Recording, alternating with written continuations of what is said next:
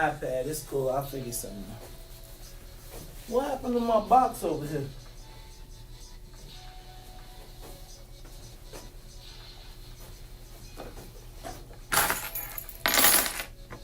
You know what happened to the toolbox that was over there? No, I'm just curious. I'm not saying you.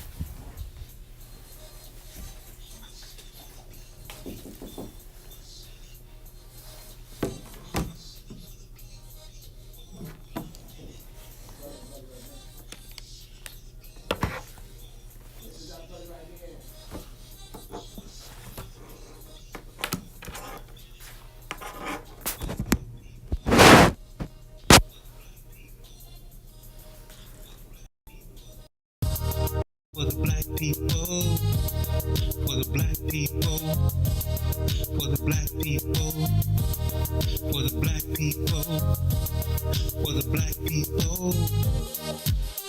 What's in it for the black people? Let's hear it. What's in it for the black people? Don't fear it. What's in it for the black people? Let's hear it. What's in it for the black people? Don't fear it. For the black people, for the black people, for the black people, for the black people, for the black people, for the black people, for the black people, for the black people. What's in it for the black people? You know it. What's in it for the black people? Let's show it. What's in it for the black people? You know it. What's in it for the black people? Let's show it. For the black people, for the black people, for the black people, for the black people, for the black people, for the black people, for the black people, for the black people, for the black people, for the black people, for the black people, for the black people, for the black people, for the black people, for the black people, for the black people.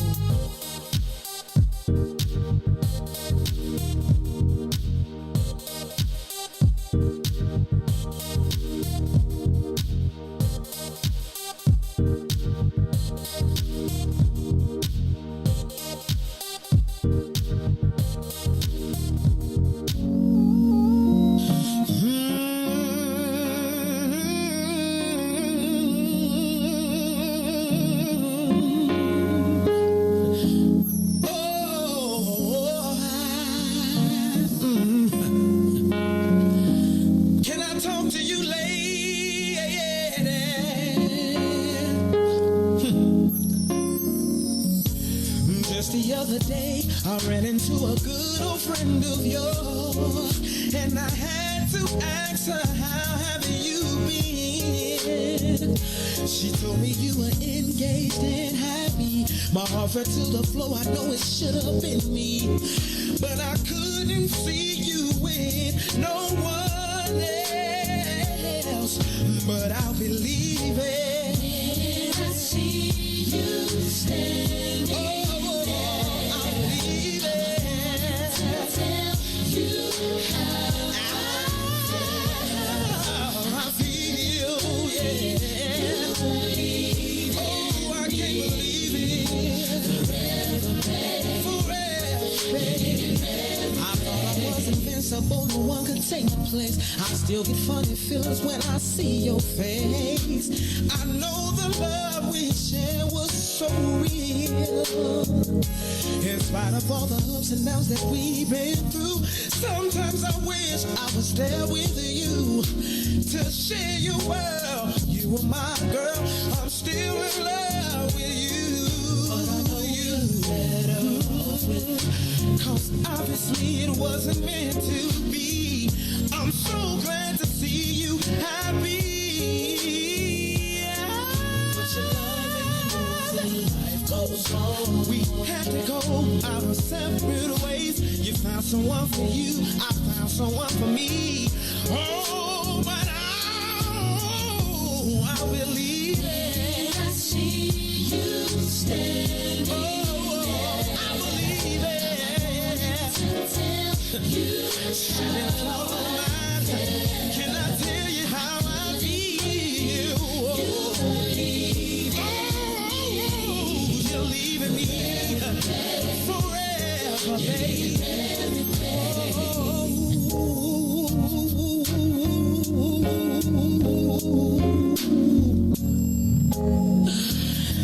Please, baby, listen here. See, I got down on my knees and I begin to beg the Lord, please don't let it be known. I love that woman.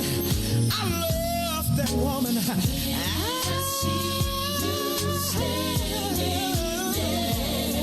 Oh, tell you how can I tell you how I feel? You believe. Oh, I can't believe it.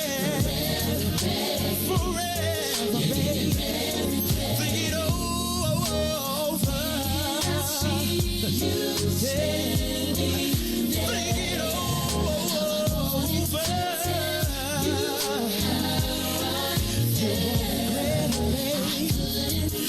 You won't regret it, baby. No. Oh, no.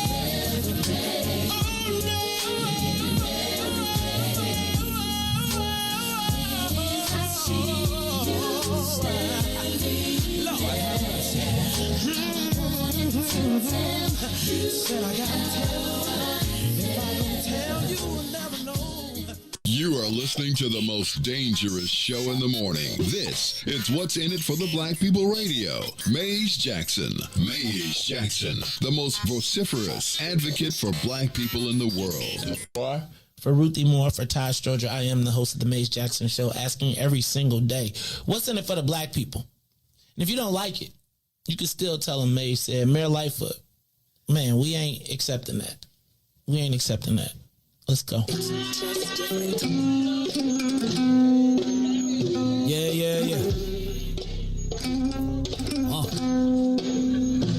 Let's get down to business and go ahead and address the facts, man. Lightfoot seems more lesbian than black. Rahm Emanuel's another case. He was just as tired. 50 closed schools left much to be desired. Police had Anjanette naked on that body cam. They suppressed the footage so it couldn't touch a lot of hands. Reminds me of that 16 shots in that cover-up. Both of them similar, so I went and dug it up. George Floyd killed, a lot of riots happening in town. Southside burned and they wouldn't let them bridges down. Grandmother sick, need a prescription and plus a couple groceries. You gon' have to travel to just to get it now. COVID-19 out here shutting all the business down. Not enough SBA loans to even give around. So many failed businesses that you can put them in the pile. If you don't survive the pandemic, it's gonna sit you down. We sing, dance, play ball, entertain, and crack jokes. Government infested black neighborhoods with crack smoke. System that milked us so bad, we got lactose. Still trying to find out what's in it for us black folks. We sing, dance, play ball, entertain, and crack jokes. Government infested black neighborhoods with crack smoke. System that milked us so bad, we got lactose. Still trying to find out what's in it for us black folks. Shout out to Willie Wilson, hope one day you get to send it.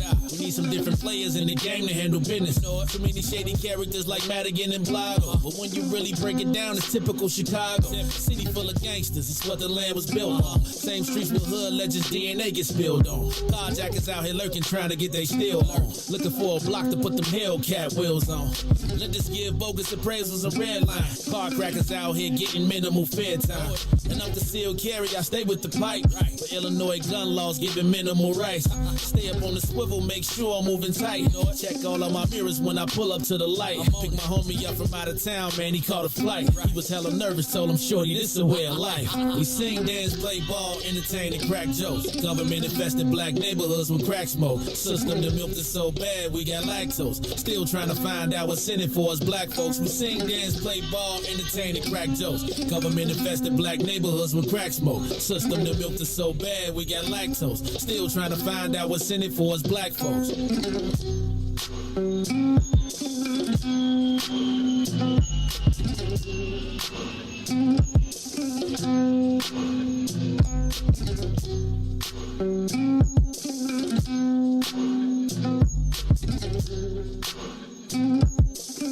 Wake up, Chicago! Wake up, world. This is the Maze Jackson Show. I'm your host, Maze Jackson. It's like this every other day thing got me thrown a little off. I seen Todd yesterday. Where you see him at? Here. What? Oh, wait. So you... hold on. Was you in the bed watching the show? Unfortunately, I was working.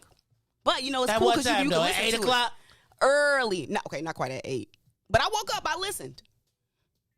I had to make sure everything was all good. Y'all, that voice that you hear in the background is now my new sometimes co-host. Hold on. How I get demoted already? You gave Todd so many opportunities.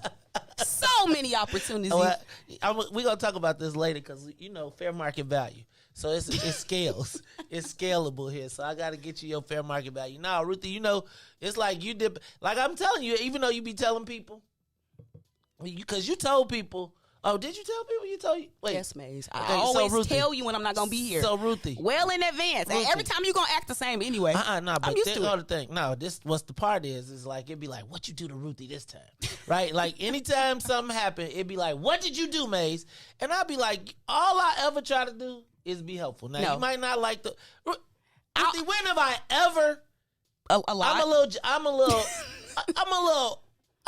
petty. Listen, if you chop me off the block, just at least can I get a farewell show? No, that's not how they do it, right?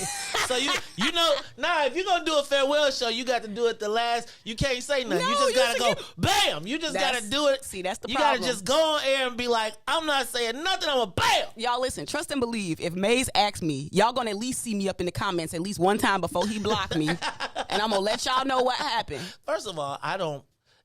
As long as you ain't hating, first of all, I'm not the blocker. I'm not a hater, so we good then. Okay, but I'm not the blocker. Tennille is the blocker. Like, if you, like, Tennille is my sister, right? And I think when Tennille be like, yo, did I mistake? I be having to call Tennille and be like, no, Tennille, that was not, like, I had to save Junior Lee one day. Because Junior was about to be gone. I was like, Junior been with us like 6 years. Hey, that's Junior's finna be... Just, they just create duplicate profiles. Right. All right, this is the Maze Jackson Show. I'm your host, Maze Jackson. Got my girl, Ruthie Moe, back in the building. You looking kind of shiny, I know, but I agree with my face. I was like, Vaseline? No, I put some coconut oil on there. Vaseline? Baseline every day. You only put Vaseline on your face if you about to box, fight, or if you a baby. Ruthie. Well, then that's why I got my baby fresh skin every day since I was born. No way. Straight up. What kind? Like the real kind or like petroleum jelly? No. Well, you know what? Nah, I ain't gonna lie. It's levels to the petroleum jellies. That's what I'm trying to It say. is. So Vaseline is like the perfect creamy whip. Like I've not. Walgreens got like 3 levels on that. You got the finger. One of them, you stick your finger in, it'd be like, don't. Right? It'd be like, oh, Lord. Then, you know what I hate, though, the worst? Like the Vaseline, that's the cheap Vaseline that almost be like lotion. Right? Because I used, you know what? And I tried to be a lotion dude. Mm-hmm. My skin be like, why don't you switch to like coconut oil? Because it's too greasy. But you just use a little bit. It don't, my hand's too rough. Shea butter. Nah, I don't want to be African. I don't want to be like the African man, right? See that, and that shea butter stuff. It like everybody be trying to act like it work, but it don't. Nothing works like Vaseline coming out. Yes, it do. A little bit of olive oil. Especially, nobody want to be running around here smelling like no. I'm trying to tell you, even if it's a little avocado oil, fresh out the shower, you put them on your skin warm, it's gonna melt right in. No, Ruthie. I'm telling you. I'm just telling you. Well, I get compliments on my skin every day. If you use Vaseline, look. I mean, you look good. You don't even see. You look I don't good. even get razor bumps. Not a day over 40. My joint be like, shit, 40. Damn. I used to be at 35. I'm in my zaddy look. See, I got my. You see, I got my. Check me out. I got my Ron eyes. Teach him no more new words. No more new words. I learned a whole bunch of new words. I was like, hold on, let me take notes. I be talking to like Ron, Riis, Swill. Between all of them, I be like, hold on. I need a translator. Lord have mercy, Jesus. But y'all see I ain't been in my turtle. It's fall time. So I be, I got my little hole coordinated. I got my shoes matching my belt. You know what I'm saying? Y'all lucky I ain't wear my yes, that's right. I said zaddy. I learned me a word. I was looking in the mirror the other day. Don't let me put my trench coat on. Y'all ain't gonna be able to tell me that. When I can pop my collar up with my trench coat and it be like, I'm gonna be like, Ron Isley, feast your eyes on this. You gonna have a hat on? You know what? I might buy another hat. I used to rock hats. I'm zaddy status. I used to rock the Godfather fedora. Then I tried to do yes. Todd came up in here on a white Irish paperboy yesterday. I was like, Todd, black people don't wear the paperboy. We got to wear the Big Apple. You know, the big old, like the Fat Albert, the Ruthie. Oh, okay. Yeah. So anyway, yeah, I used to, in high school, I used to wear the, do you know the Houdini hat? No. You ever seen One Love, One Love? You got to look at the video. I had the biggest, it was like a leather. Mm-hmm. You couldn't tell me nothing. I thought I was. The words love and life both have both letters, but the two different things all together. I used to think I was the rapper. Y'all remember One Love? Mm-mm. Bob Marley? What? No. One love, one love. You're lucky just to have just one love. Y'all remember that? One love, one love. Who sing it? The words love and life both have 4 letters, but they're 2 different things altogether. I've liked many ladies in my day, but just like the wind, they've all blown away. Is that Curtis Blow? No! Sound it's like Houdini. How do you don't know? Friends. Okay, I know that one. How many of us have them? That's a cultural icon. One Love is a cultural icon. That's the name of the group or the name of the song. Oh God, I'm not. Let me just be zaddy today. Thank you very much. I'm going back to my spot. You know what I'm saying? I'm fresh to death. Y'all, look, I'm gonna be writing down all the words. I can't wait. And I feel like we about to come into my era on the verses because I need some more R&B verses. Oh, because I'm telling y'all, if I had a choice, and you know Jay is my man, but if I had a choice, boy, I'd be Prince like a mug. Do you know all Prince songs? You know all of them? I kind of faded out on Prince after maybe Diamonds and Pearls. Now, I know the songs and like Emancipation, and I like don't get it twisted. I got every Prince anything because I feel obligated to buy. But yeah, I know it's shady to say, but my favorite is still Purple Rain. Like I could sing every word to every song on that album in order, still to this day. That's intense. I knew a girl named Nikki. I'm telling you, you don't know that song? You don't know Darling Nikki? I have Come back, never Nikki. seen the full Purple Come Rain. back, Nikki. You ain't Come ever seen the back full to Purple that little Rain. bit. What? That's so disrespectful. Ruthie, I you have know. Not the full. Like I done seen bits and pieces. Nah, I'm offended. man. That's one of the greatest movies of all time. Really? Like actually, and like honestly, it was. I think it's in the all time like top 100 Oh, of all time. Like that movie was like. I mean, y'all understand? Y'all know I thought I was Prince, right? Like I thought I was the dark skinned Prince. I used to be walking around. I couldn't sing for nothing, but boy, I never forget that. Wait a minute, that ain't Lake Minnetonka. That was the moment for every young black man in adolescence. Well, she's like, first you must purify yourself in the waters of Lake Minnetonka. She said, okay. Now, mind you, I'm in like 6th grade when this comes out. oh, And we done snuck in the movies because I think we went to see Goonies first. And then we snuck from Goonies over to go see Purple Rain. And she was like, he was like, first you must purify yourself in the waters of Lake Minnetonka. And she jumped off the motorcycle and then popped off her top. And we was all like, and then they did like the slow motion and she walked into the water. And then he was like, wait a minute, that ain't Lake Minnetonka. And then he jumped on the motorcycle and drove away. Now let me just tell you, if that happened today, they would call that sexual assault. But now, but as Purple, okay, sorry, y'all. Y'all got you haven't seen Purple Rain? bits and pieces. I get it. You know my favorite part, Riis? Remember when she gave him the guitar? And then right after she gave him the guitar, the music was like, and she said, I mean, they was like super lovey-dovey. And then all of a sudden she was like, I'm joining Morris's band. And he said, what? I'm joining Morris's band. And all you heard was the drums go, brr, brr, brr, brr. And Prince, with his 5'1" self, slapped Apollonia off the bed. Oh. I'm telling you. What's this rated? R. Okay. Oh, it was good though. Man, Purple Rain. You I'm just telling you though. But that part, the best part of that scene was the drums. Cause it was like little bitty Prince was like, brr, brr, brr. I mean, and it was like, yeah, it was crazy. You gotta watch it though. And then the part, did you see the part? You gotta see the part when they was, remember when he beat up Morris Day in the alley? How about when they put the girl in the garbage can? Yeah, I think now it might not age very well. As I'm thinking about this, None of that is acceptable right now. None of that movie is remember she acceptable. came up, Morris, I waited for you all night. He said, Jerome picked this girl up and dumped her in the garbage can and then closed the lid on her. Morris! And she was at the club the next night. Now, this was Minnesota. She was white. So, sounds about right. But this is the Mace Jackson Show with the Purple Rain recap. Ruthie, check out the movie. It is something you must see. All right. Ruthie's in the building. DJ Riis the ruler. Mr. Business in the front, party in the back. Riis, you been...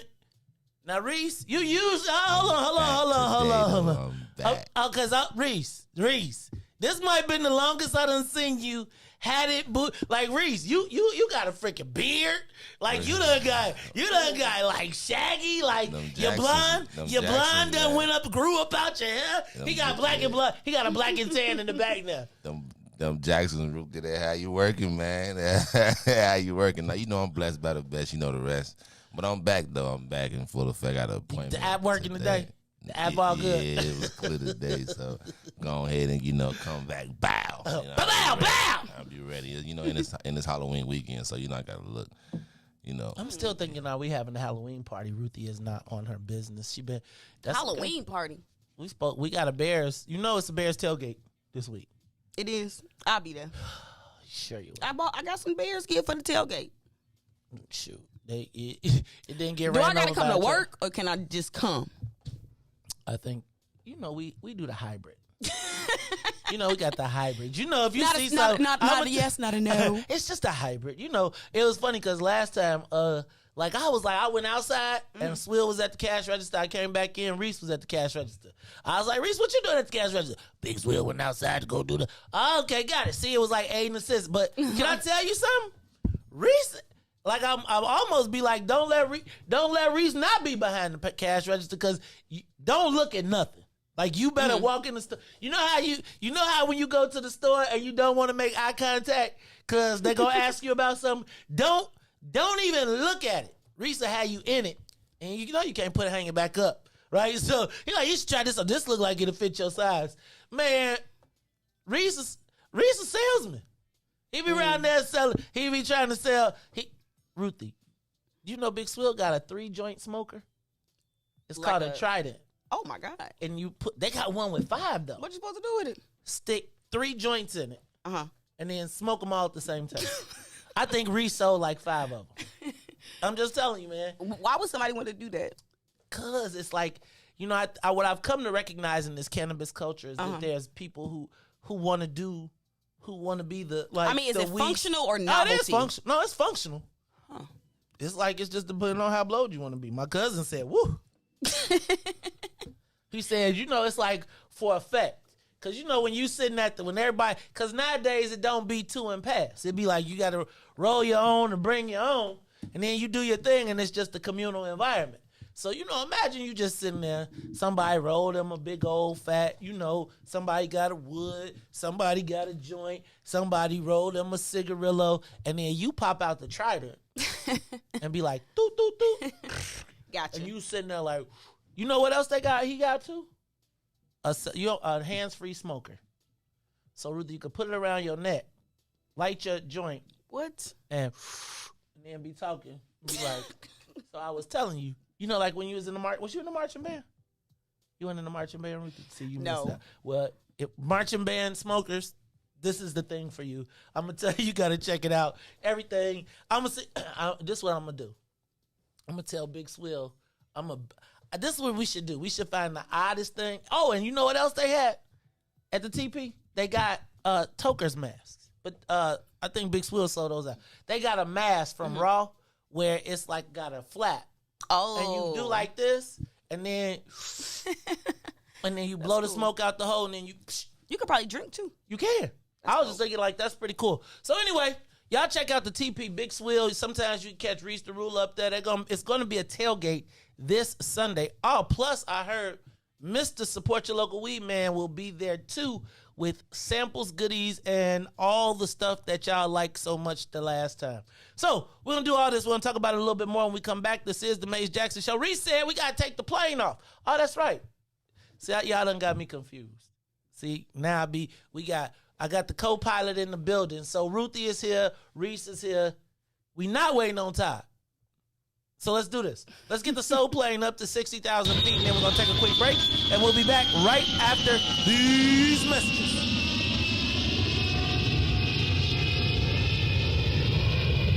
The Maze Jackson Show will be back after this break.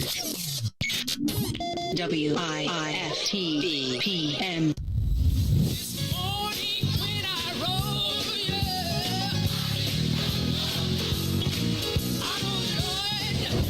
Chicago's Power Hour. I'm your host, Angie Mims, and Terrence Keys, TD, a.k.a. Terrence Daniels. I wish I had one witness in the house. You got one. You got a couple of them. Got two T's. Give me a testimony. Oh, Lord. He's did it before. Oh, Lord. I got one. Better. I got 5 reasons. 5 reasons. Oh, Lord. He turned it around. Turn it around. He woke me up this morning. Oh. Don't do this. Don't do this. Go number ahead. 4? He woke me up this morning. Come on, number 3. Come. He woke me up. Oh, Lord. He woke you up. That thing can touch you, but one of them 5s will get you. What's the second one? He woke me up. Yes, sir. Yes, sir. Oh, my God. And the number 1 reason. Number 1. Final answer. He woke me up this morning.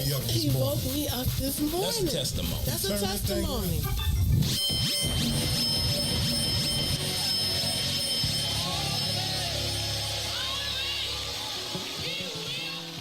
And now, traffic and weather. Good morning. What's in it for the Black People Media family? The time is now 6:33 a.m. and I'm Riis the Ruler with your Chicagoland area sports, traffic, and weather report. In sports, The Chicago Bulls beat the Toronto Raptors yesterday 111-108 and start the season 4-0 for the first time in 25 years. Let's go Bulls, see red. Over the traffic on the Kennedy, O'Hare to the Loop. It's 21 minutes. Outbound will be the same on the Edens. Inbound from Deerfield to the Exchange, 28 minutes. Exchange back out to Deerfield will be 27. On the Eisenhower, Thorndale to the Loop, 34 minutes. Back out to Thorndale will be 33. On the Stevenson, from I-355 to the Dan Ryan will be 49 minutes. Outbound will be 32. On the Bishop Ford, from I-80 to the Dan Ryan will be 33 minutes, 31 minutes back out to I-80. The Dan Ryan is 15 minutes to the Loop, 14 minutes back out to 95th. On DuSable Lakeshore Drive South, 55th to Jackson as well as Jackson back out to 55th will be 7 minutes. And on the north side of things, Randolph to Bryn Mawr and Bryn Mawr back to Randolph will be 8. Today's weather, it is currently 52 and partly cloudy. Today will be a high of 55 with a low of 46. I'm Riis the Ruler. You listen to the Maze Jackson Show. Now here's Blessing Me here on the Maze Jackson Show.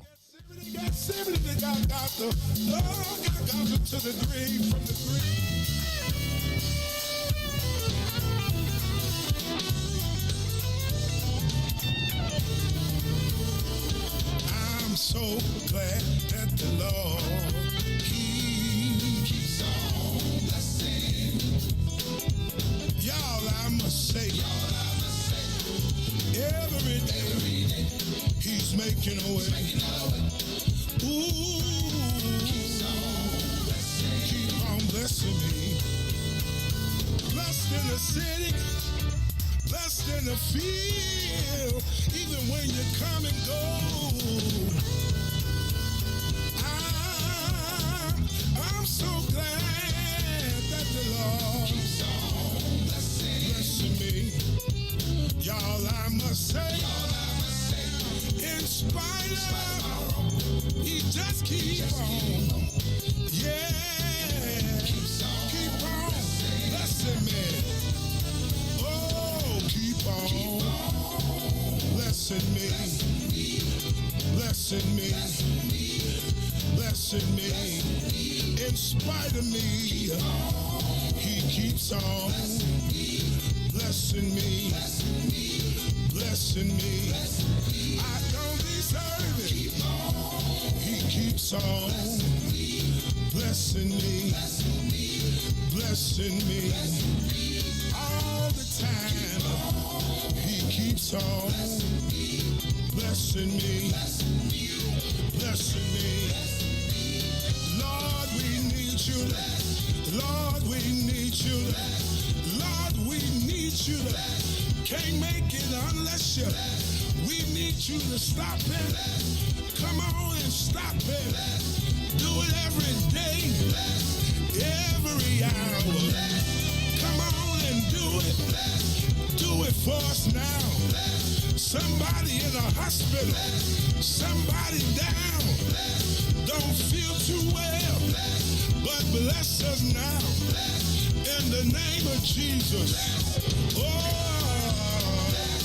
please keep on blessing. That's what Grandmama said. Please, oh, please, yeah. Oh, please, yeah. Keep on blessing. Keep on blessing me. You are listening to the Maze Jackson Show. Keep on blessing me, Lord, Lord, Lord. It is the Maze Jackson Show. We want to thank you, Lord, for blessing us every day. And thank you to the WBGX 1570 AM listeners. That's to all our saints out there tuned in. Now, you know, the Lord loves us. Sometimes to the saints out there listening on WBGX, I catch the Holy Ghost, and sometimes, I don't know who I catch. But know that the Lord does keep on blessing us, and we want to make sure that all of the WBGX family listeners feel welcome. We want to thank you all. I was out this weekend, Ruthie, and I had some real interesting run-ins. I needed to talk to you yesterday. I needed counseling yesterday. I really did. I really did. Because I feel like sometimes you might be the only person that I know that gets how I think, right? Like, and yesterday, boy, I was going through it, and I needed some counseling. Because I needed a wartime consigliere. Because you know everybody always be like, oh, Maze. Somebody ran up on you? No, it was a different story. I'll tell you about it a little later. If you go super, you should get you like 2 bodyguards. That's the challenge, right? First of all, they be wanting to get paid. That's the first part. But I don't need bodyguards. I just feel like I need moral support. Oh. Like, I don't need bodyguards. I just need, like, sometimes when it's like it's coming, you just need somebody to be like, hold on. Mm-hmm. Right? Like, chill out. We ain't going there. But anyway, Ruthie, what was I telling you about? I was going to tell you about something that happened. Dang, and now I done forgot. Hanging out with my cousin this morning. Dag nabbit. All right, anyway, Ruthie.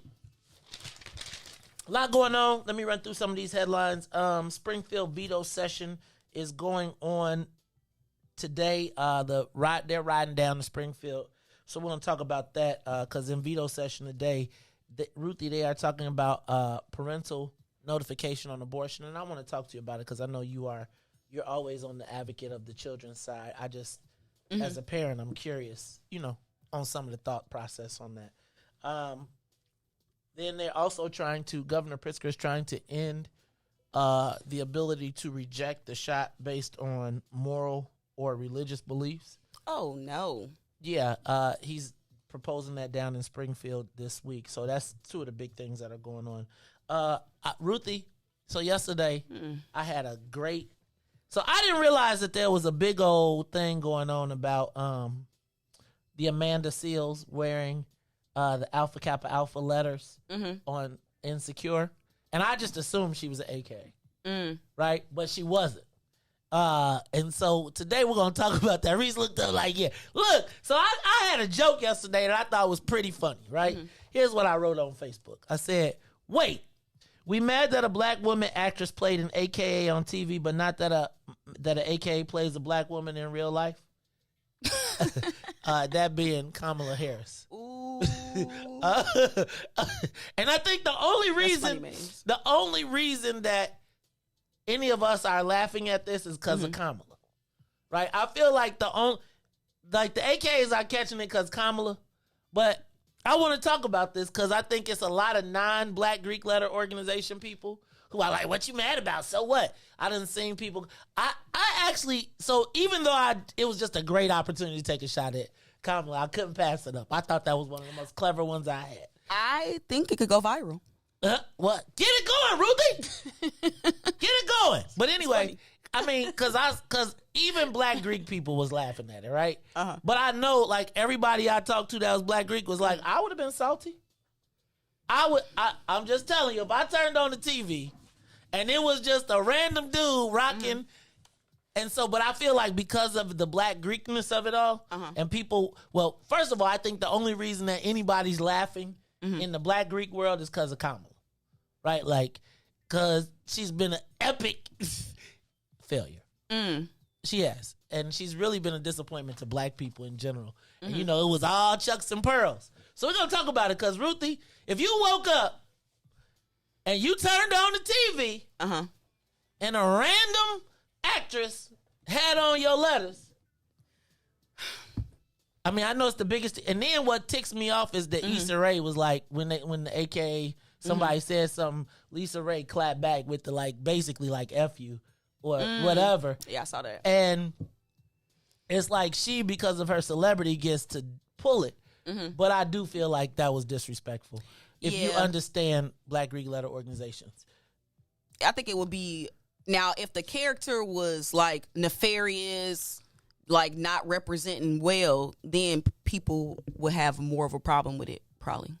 Yeah, I just feel like, so, I just think so the question is not because I got to move it from, because it's Black Greek letters, people going to be like, screw them.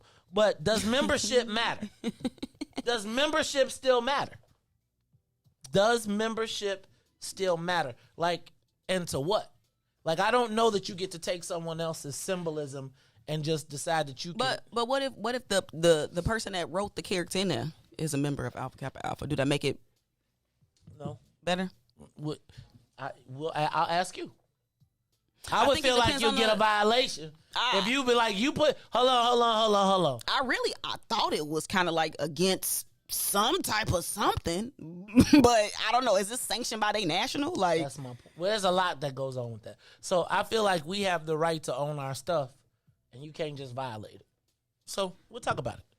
I can't wait to hear Riis's point too, because Riis is a member of Alpha Phi Alpha. I'm a member of Phi Beta Sigma, and Ruthie is a member of Delta Sigma Theta. So I want to talk to everybody, because I'm just going to tell y'all, if I woke up and now all of a sudden, now everybody get to act through I'm going to tell you, even though I like Beyonce, I like Jay. If Jay just rolled up on some Phi Beta Sigma joints, I'll be on the phone. Like, I ain't even want to dap Bill Clinton. Real talk. Real talk. I was like, where was you made at? You gotta grip Bill. I did not grip him. You know Bill is Sigma. I know. I don't know why y'all did that. But you know why they did it. The saxophone. I was like Terrence Howard. I like Terrence Howard. I was like, man, where you made at? Did he know it? No, Riis, I'll be the dude that to me like, where was you made at? Hell yeah. So you don't like honorary membership? I'm like, where was you made? They was talking about trying. Where was you made at? So you say no honorary? Where was you made at? Did you take 300? If you ain't take, you gotta take 300. Wait. So hold on. Wait. 300. So you don't think that honorary membership in Black Greek organizations is legit? Where was you made at? See, that ain't even right. Ruthie, where was you made at? That ain't even right. Ruthie. Let me tell you why that's not right. Why? Because come on, Ruthie. It's that, well, I shouldn't say it's not right, because to each his own. Thank you. But I think that there are people that have achieved phenomenal things in life, and that they should be able to garner membership into these organizations based on their achievements within their life sphere. And that's why they got the membership. And I'm just saying, you can't get no seat on the patio. That's all. It's just, hey, dog, you be at the party. Like, there's plenty of, you can dap the whole world. I'm going to be like, you know what you going to remember? You ain't going to remember everybody that ran up to you. Going to remember the one dude, where was you made at again? How you feel about, since you said Beyonce and Jay-Z, how you feel about Beyonce Homecoming, where she mimicked Black Greek culture? I was like, just like I used to like, what's Nick Cannon movie? Drumline and all that other stuff. I like all the movies. You act so that's away, fine, but don't put the letters on. Act away, act away, act away. But do not. Where was you made at? That's me. Where's you made at? Let me just tell you. So just don't wear the letters. Where was you made at? But what's the difference between mimicking the culture and wearing the letters? Like, is that where you drawing the line at? I think that each one of they mimic the culture. They mimic it in high school. They mimic it on all these movies and stuff where people. That's what I'm saying. You cool with that, but just don't cross the line of putting on the letters. I'm saying that each letter in my organization means something. Mm-hmm. What it took, whether it's the new process or the old process. And I'm not saying that I don't consider the people that have been made honorary not legitimate, because if our national organization sanctions it, I'm a member of that organization, so I'm with that. That don't mean that you get a seat at the you don't get to come to the old school May Brothers table. That you can come, but understand what you're walking into. Now, I believe that as it relates to we can't do this now, because we got a whole hour for this. We got a whole 30 minutes for this. But yeah, I do. So save your opinions, Ruthie, because I'm gonna tell you, where was you made at? Now for me. And I'll be like, man, and when Bill tried to hit me with the, I gave him a couple little you digs first. I was like,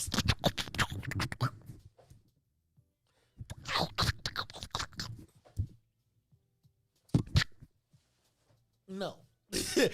I'm sorry. If you can't get the,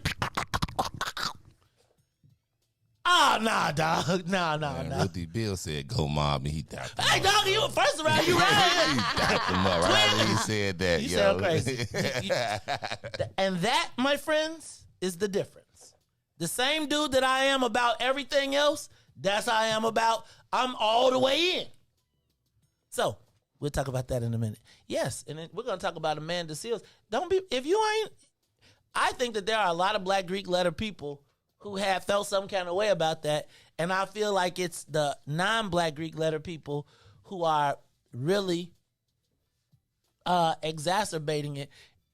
I mean, if we want to like scratch the surface of it a little bit more for the people who, if you want to scratch the surface of it a little bit more, I think it also goes into some forms of like cultural appropriation and like can other Black people appropriate other Black people culture and kind of knowing like who in charge of the insecure sphere, like.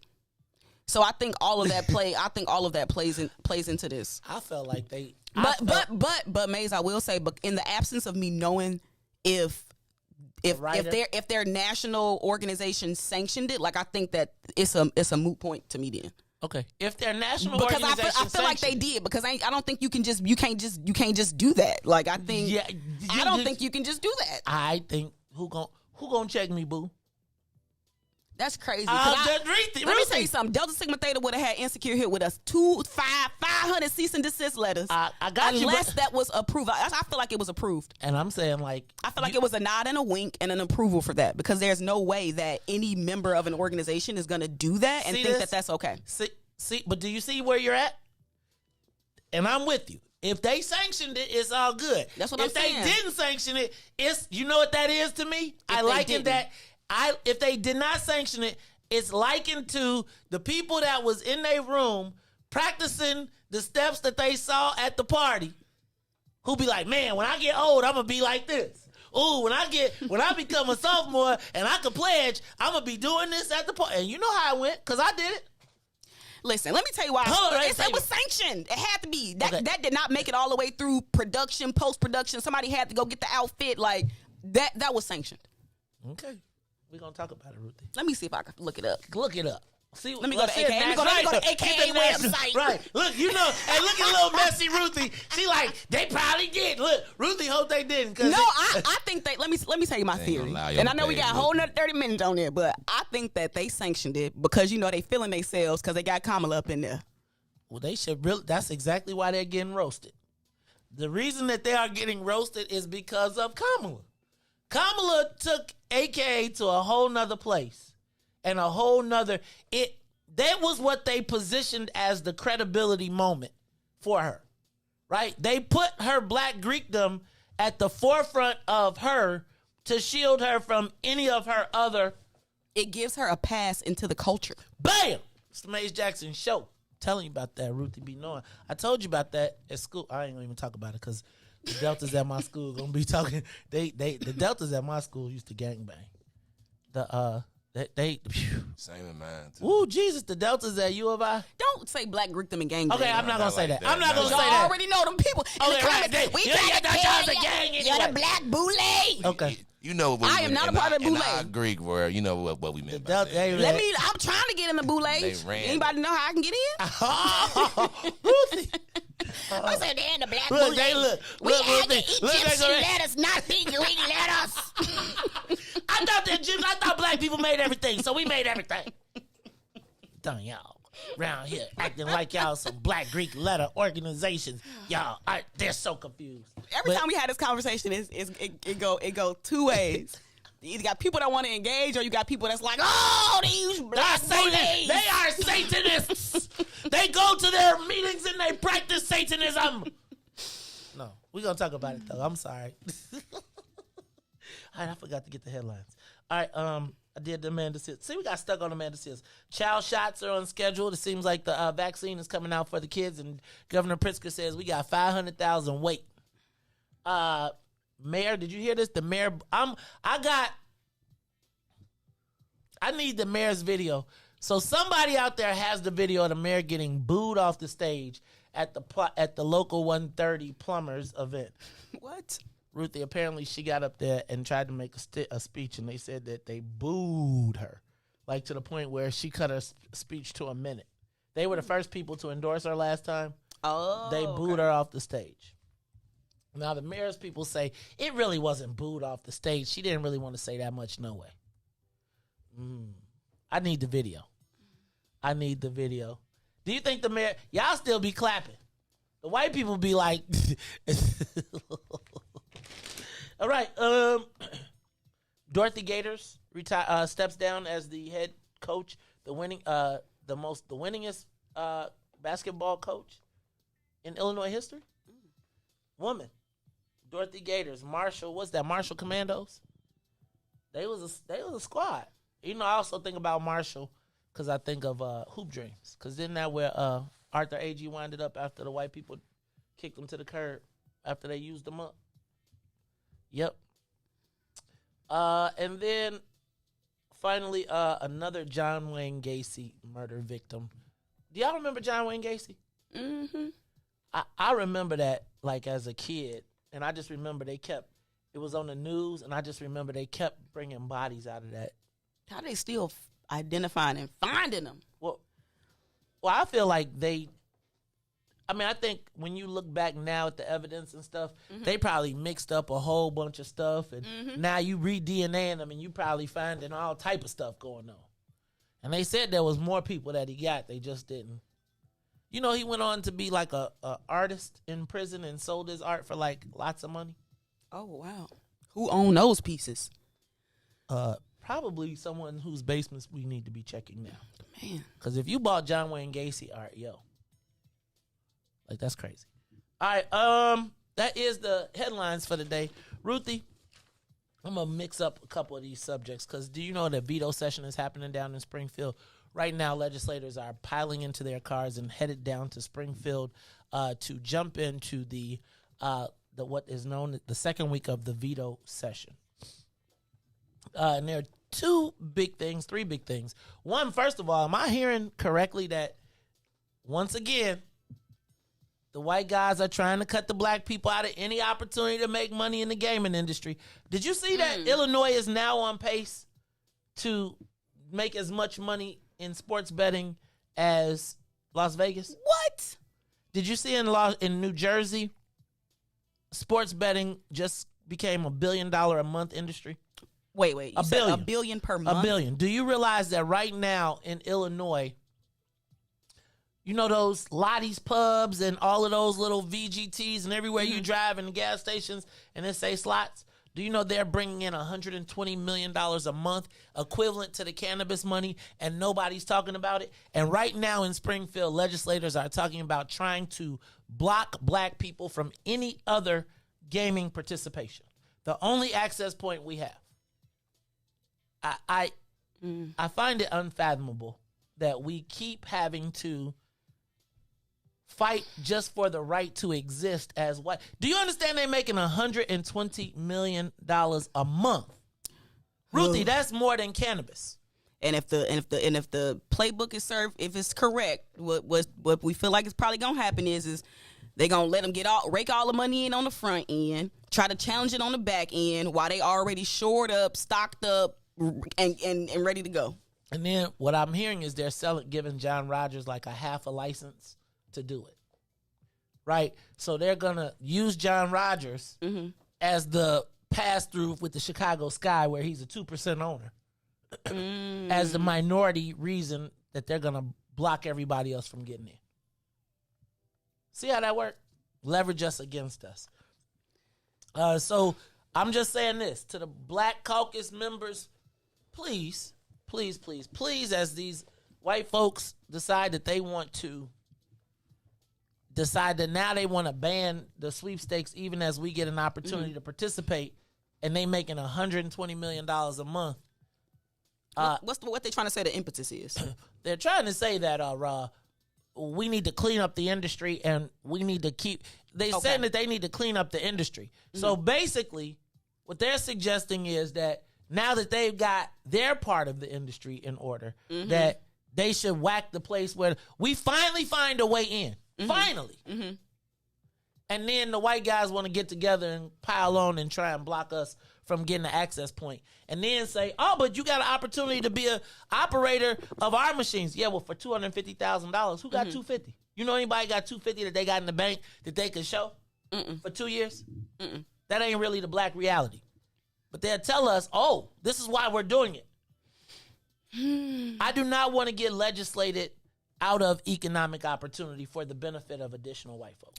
See, the key word is like emerging industries. And we got to be okay with emerging industries. And even if it's some gray area, it's an emerging industry. Like if you got to plow through sometimes and yeah. Ruthie, you need to go to Springfield with us. When y'all going?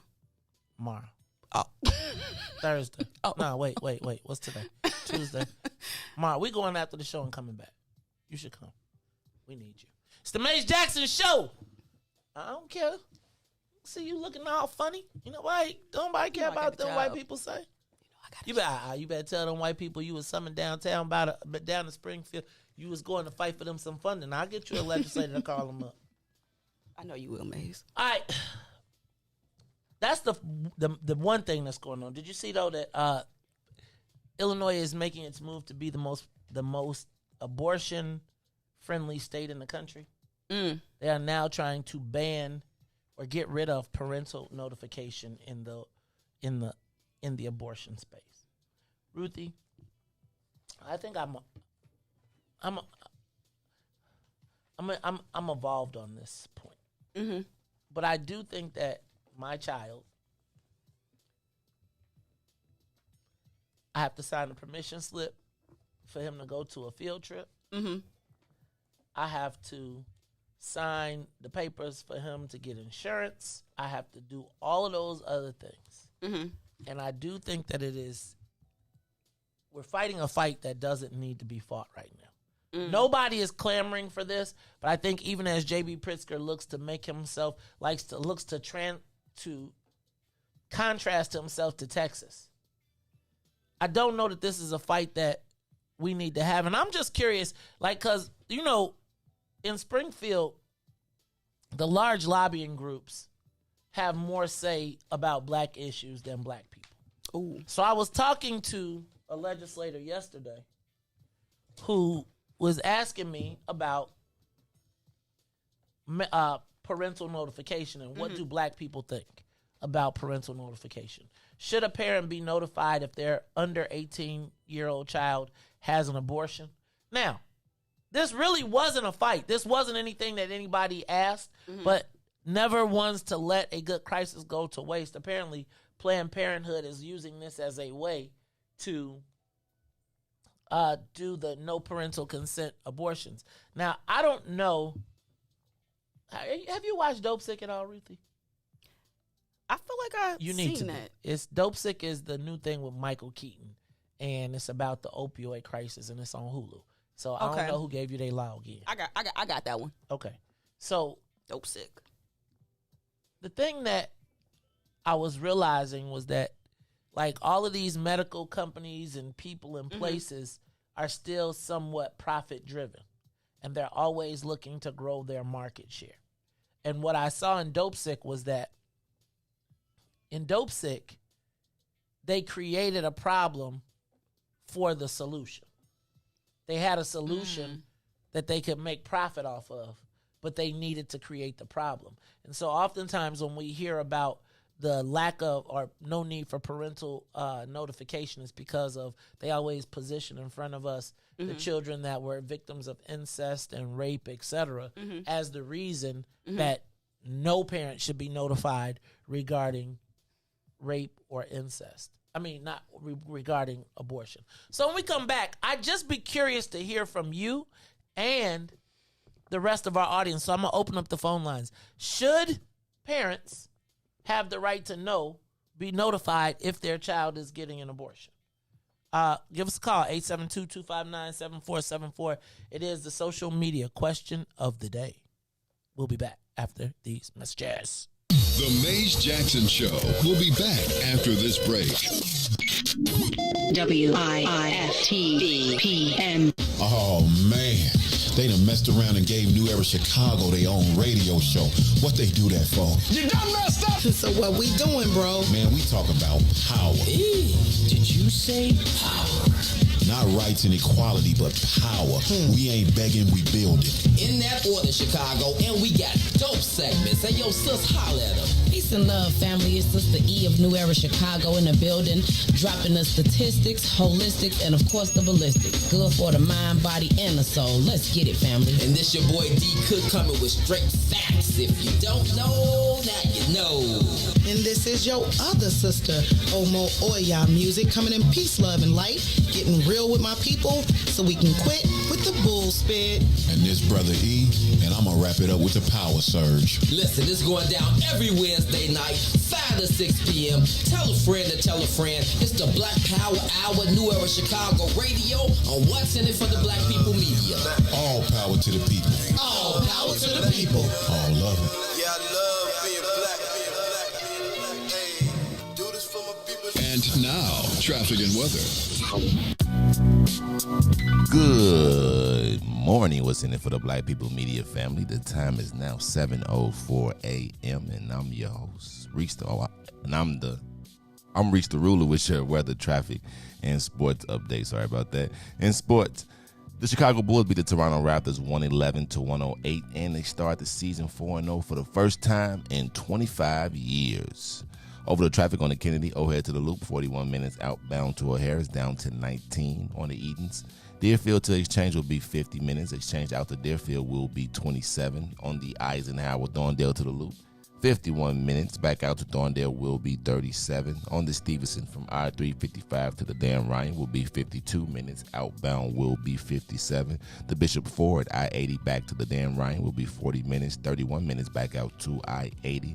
The Dan Ryan is 16 minutes to the Loop, 15 minutes back out to 95th. On DuSable Lakeshore Drive South, 55th to Jacksonville. Jackson back out to 55th is 7 minutes and 8 minutes north. That's Randolph to Bryn Mawr, and Bryn Mawr back to Randolph. Today's weather is currently 52 and partly cloudy. Today will be a high of 55 and a low of 46. I'm Riis the Ruler. Now here's Lex with Interstellar here on the Maze Jackson Show.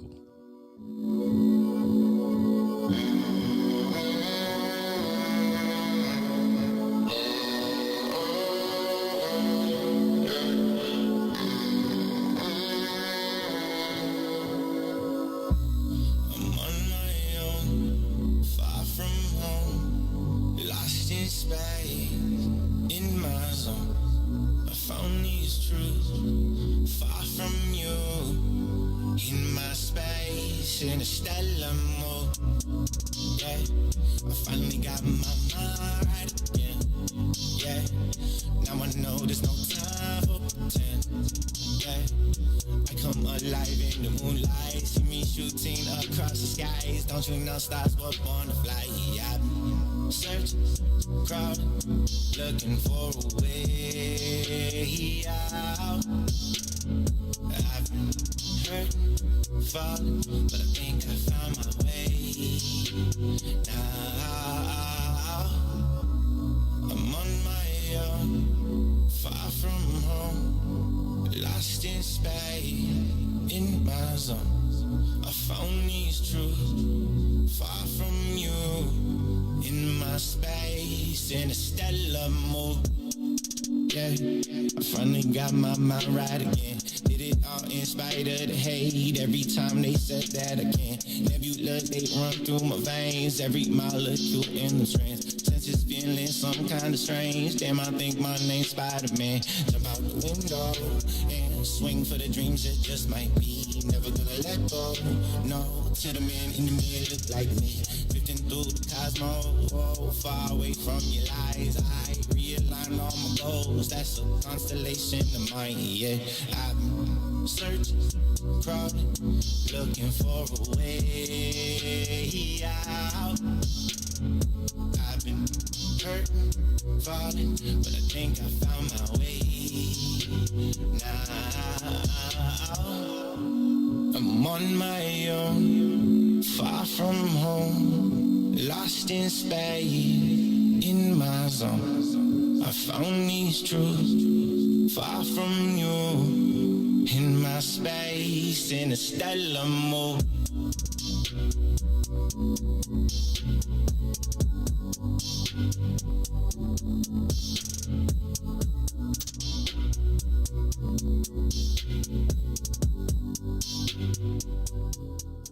Back to the Maze Jackson Show. You are listening to the most dangerous show in the morning. This is What's in It for the Black People Radio. Maze Jackson. Maze Jackson, the most vociferous advocate for black people in the world.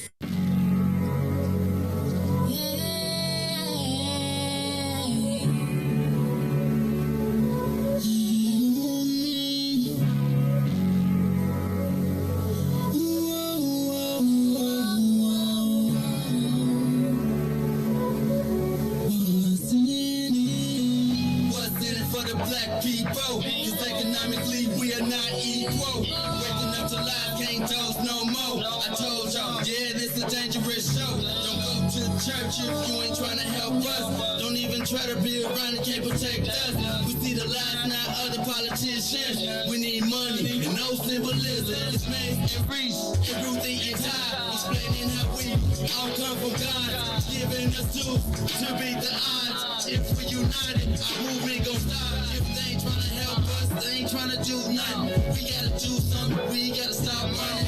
It's time to confront the problem. Really, you expect you oppressed to solve them.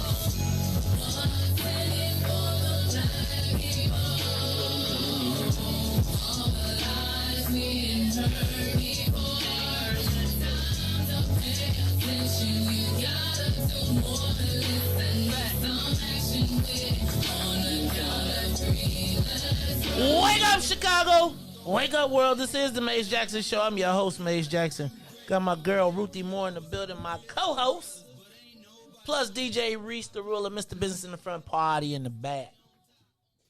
So the brothers, the men and women of the Illinois General Assembly are headed back to Springfield for the second week of what is known as the veto session, Ruthie. And one of the things that I feel often happens in Springfield is that we don't have like a black lobbyist, like a black person someone that's focused on the issues that impact black folks to weigh in. So in Springfield, like whenever there's a big vote on something, people vote, and before they cast their vote, they look at the proponents and the opponents, right? And so when the proponents come up on issues that impact the black community, it's really never black people. It's really these large interest groups. So on the issue of abortion, for instance, there's no real black voice in Springfield. It's the 800-pound gorilla is either the right-wing Christian group or Planned Parenthood. The right-wing Christian group is always looked at as the crazy Republicans, but if you saw what happened on gay marriage, the black religious community and the right-wing religious community came together because they shared the same principles, and they weighed in, but they weren't as strong as Planned Parenthood and Equality Illinois. In the case of parental notification on abortions, the largest voices once again will be like a Right to Life organization. I don't know what the name of it is, but it'll be looked at as those crazy evangelistic Christians versus the Planned Parenthood, who is a proponent, is a large donor, has the mind of the white women liberals. It's like if you're a Democrat, you're supposed to be pro-Planned Parenthood, period. So my question is, how do black people feel about parental notification? So I'm not a woman, so I can't tell you about your body. So I don't disagree with the ability for a woman's right to choose what she does. Although I would prefer that she doesn't choose that, but her right to choose. But where does the parent come into this? And I know that the reason, the leverage that they use, you know how you said the whole emerging industries, and then it changed the whole dynamic of the conversation? It's the same thing in my estimation with this parental notification, where the issue is now incest and rape, which is why that we shouldn't be telling parents what's happening with their kids. When I would suggest that perhaps the overwhelming amount of abortions in a youth underage spot maybe comes from unprotected sex and a lack of knowledge on sex education, which then creates that whole space. Should parents be notified? How do black parents feel? Give us a call, 872-259-7474. Would you want to be notified if your child was having an abortion? Ruthie, you as the ultimate youth advocate, tell me what I'm thinking, why I'm crazy, because I'm just thinking like a dad. No, I think it's a hot button issue. I think abortion is one of those things. I think what's happening in Texas is really kind of pushing this. But are we making a problem where there isn't one here in Illinois? I think nothing is a problem until it's a problem. And students do have rights. Young people have rights. Parents have rights. Now, I think you don't need parental consent to get an abortion. This is just about the notification. And so if the harm if it's inflicted in the household, then no, they should not be notified. Like if they're the ones committing the harm. So I think that the protection of the weak is like where the law is versus everybody else. Why now? Probably because of what's happening in Texas. There's like in Mississippi, and that is likely going to happen across the nation. Like there is in blue states. I mean, it sounds nice to codify it as blue, but there's a push against abortion nationally. And so I think Illinois is trying to, be like, hey, we progressive, like, but we ain't like the other states. So are they doing it for political stuntery? I think all of this is political stuntery. What? Are you serious right now, Maze? Because if you even look what's on the books in Texas. That's political stuntery. It's stupid. So where do black parents fall in this? Do you think black parents would want to know or be notified? Because I think any parent probably would want to know, Maze. So so when a Black Caucus member takes a vote on this and votes and says, I don't think parents should be notified, are they representing the voice of the black constituents that they represent? I don't think this is a race thing. I don't think it's, but yeah, I do think it's. Let me say why I think it's a race thing. Mm-hmm. I think it's a race thing because we don't have anyone weighing in on the black side in Springfield. Who would? Who would? I don't know, Ruthie. That's what I'm saying. We don't got nobody. So, but that's my point. Like, my point is, it was just like, if you were to ask black people in general, is there a poll that was issued? Would more black people fall on the side of, yes, parents should be notified, or no, they should? Now, let me back just up. Knowing black people, they're going to want to be notified. Okay. So if you know, and just knowing black people and they want to be notified. They're going to want to be notified. And you represent black people, but you vote in the interest of they don't want to be notified, because you're more fearful of Planned Parenthood and the retaliation or what they will do to you as compared to voting the interest of your constituents. And that's where I believe it gets into the race thing. Because when I look at Planned Parenthood, I got to ask, without tripping out, without setting off a flame, are they practicing an advanced form of eugenics? Right? Like, so when you think about Margaret Sangster, and now they try and downplay it and push it all to the side, but again, I am curious to know, do we believe that Planned Parenthood represents the values of black folks? See, this is where... No, I'm just saying, like, this is where being a black woman comes into play. Okay. Because any assault against women's rights, because this is, to me, this goes into women's rights. Even if these are young women, this is still a form of women's rights. So anytime I see that, being eroded away, like, as a woman, I'm gonna be like, might need to do something about that. But as a parent, right? As a woman, but think about the legislators, like you said. Like this is ain't this is a hot button. Which side of the fence are you on? But this is a force. This is my point. This is a force by the governor to force people to. Ain't they up for re-election? Yes. So you better choose your side carefully. It's like you got to choose. So, and that's my point. And who are you choosing? Are you choosing? If you just told me that most black people would be for notification, and the people that are gonna vote for you, culturally and politically, we ain't aligned. Maze, stop playing. So, who are the Black Caucus? Who is giving the Black Caucus their voice on this issue? Because here's what I'm saying. I've heard legislators that are being told that they got to vote for this.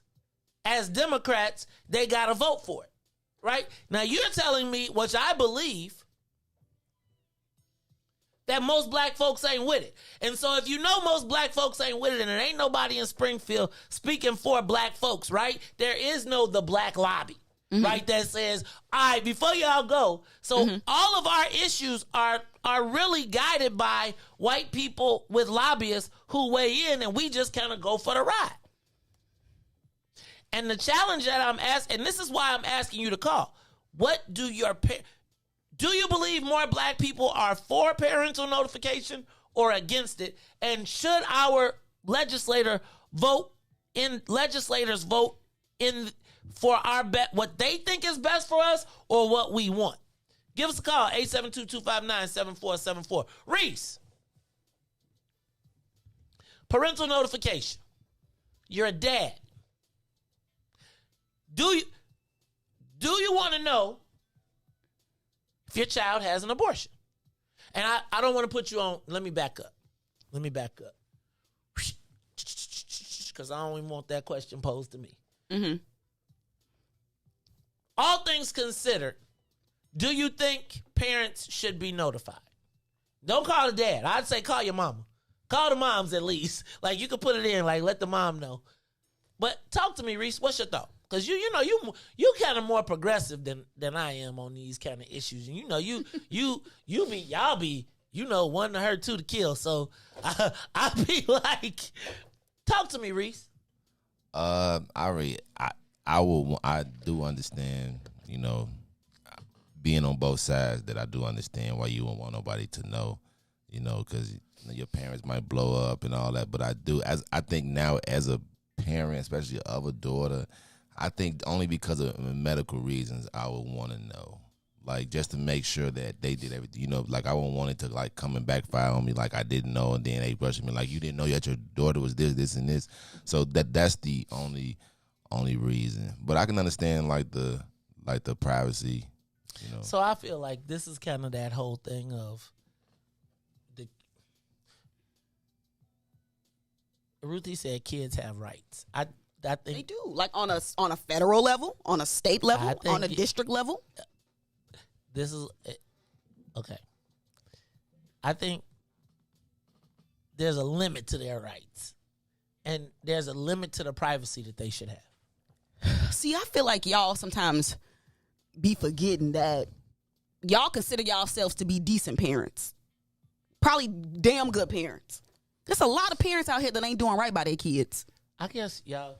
You can't forget about them. So what type of help and protections do they need? I think if they've gotten to the point in their home where they need to have an abortion because of someone in the home, that ain't a Planned Parenthood. Could have been someone affiliated with the home. I'm saying. So where does it stop? What do you mean? So you keep on. So you go back. You show up. You ain't got a baby, and he plow right back into you. I see. I feel like you create a never-ending cycle. Intervention. Intervention is does that intervention happen at Planned Parenthood? I would hope so. Because do they ask them? I would hope so. I'm unsure. Okay. I'm unsure, but I do know that there are young people that do need that level of protection. Okay. Give us a call, 872-259-7474. Should parents be notified if their child is having an abortion? So you get 48 hours, and then what's going to happen within that 48 hours after you get notified? What you going to do? You going to try to convince your baby not to do it?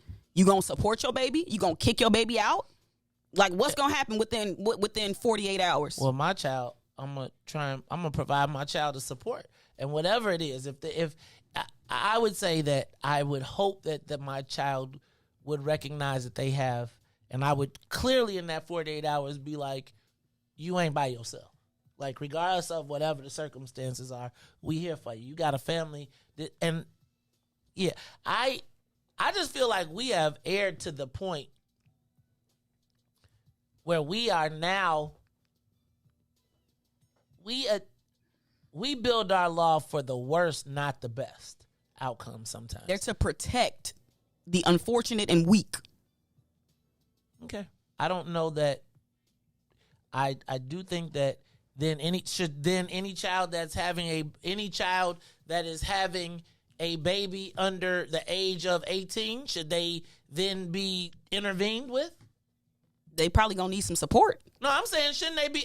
If you got a baby under the age of 18, should you now then at that point be intervened? Where does the intervention happen? Yes, that actually would be great. Okay, so I think that's where you start. I don't think you start at the abortion clinic. I think any kid that is pregnant at the age of anything under the age 18, I think that requires I just don't know that the answer is. If you're telling me that the answer to this is to helping those children that need to be protected starts at the abortion clinic, then I want to know what's the steps. Only for some. There are some young people that get pregnant and their parents are involved in it. Devin says, why wouldn't the police be notified? I'm in occurrence with that. Look, it's the Maze Jackson Show. Let's go to the live line. Carly on the Maze Jackson Show. Your legislature is going to the governor's going to put a vote in front of them today or this week to say that parents should no longer be notified in the case of an abortion. What's your thoughts? Good morning. Hey, Miss Ruthie. Good morning. First of all, the question is parental notification. If it's a child, there's a reason they don't want them drinking till they're 18. They don't want them voting till they're 18. They're still developing mentally. Okay? So if it's a child, yeah, you need to be notified because now we get ready to bring another child into the house with the child supposed to be taking care of it. And that don't work all the time either. I got you. I mean, I think that's a good point. I think the funny thing is, we treat kids sometimes like adults. Huh? I said it seems like we treat kids like adults. Now, if you are one of the children that is coming there and you are having an abortion because of incest and rape, you clearly are being treated like an adult by an adult. I don't, and I guess my question would be, because I don't, and I'm only speaking from the experience of the people that I've known that have had abortions. In my only limited experience, and I don't want to negate anybody, it usually was based on inconvenience more so than it was based on abuse. And yeah, most of the time that I've talked about it in choice, and I would question what percentage of abortions are based on abuse and what of them are, because every time I hear somebody, you're going to ruin your life, you're going to not have it's going to be the long way around. So I'm curious to know, and maybe we can look that, I'm going to try and check that stat in a minute. Well, you know what? The funny thing is, a child doesn't even know what it takes to have their own place, their own house and stuff like that. You know, so the decision to have a child shouldn't be left up to a child. So should the parents decide? Should the parents have a decision if a child keeps a child? You know what, man? It'd be different if we told them to go out there and get that thing up and get them, you know. But that's not what we tell them. We tell them to stay in school, try to get you an education. That's what we're trying to stress. And then all of that's put on the back burner because now you got a child. Okay. All right. I know I'm thinking, you know, the funny thing about it, abortion should be, something the women should be able to have until it affects you or I. You know what I'm saying? When it's my baby, no, you ain't supposed to have no abortion. Okay. All right.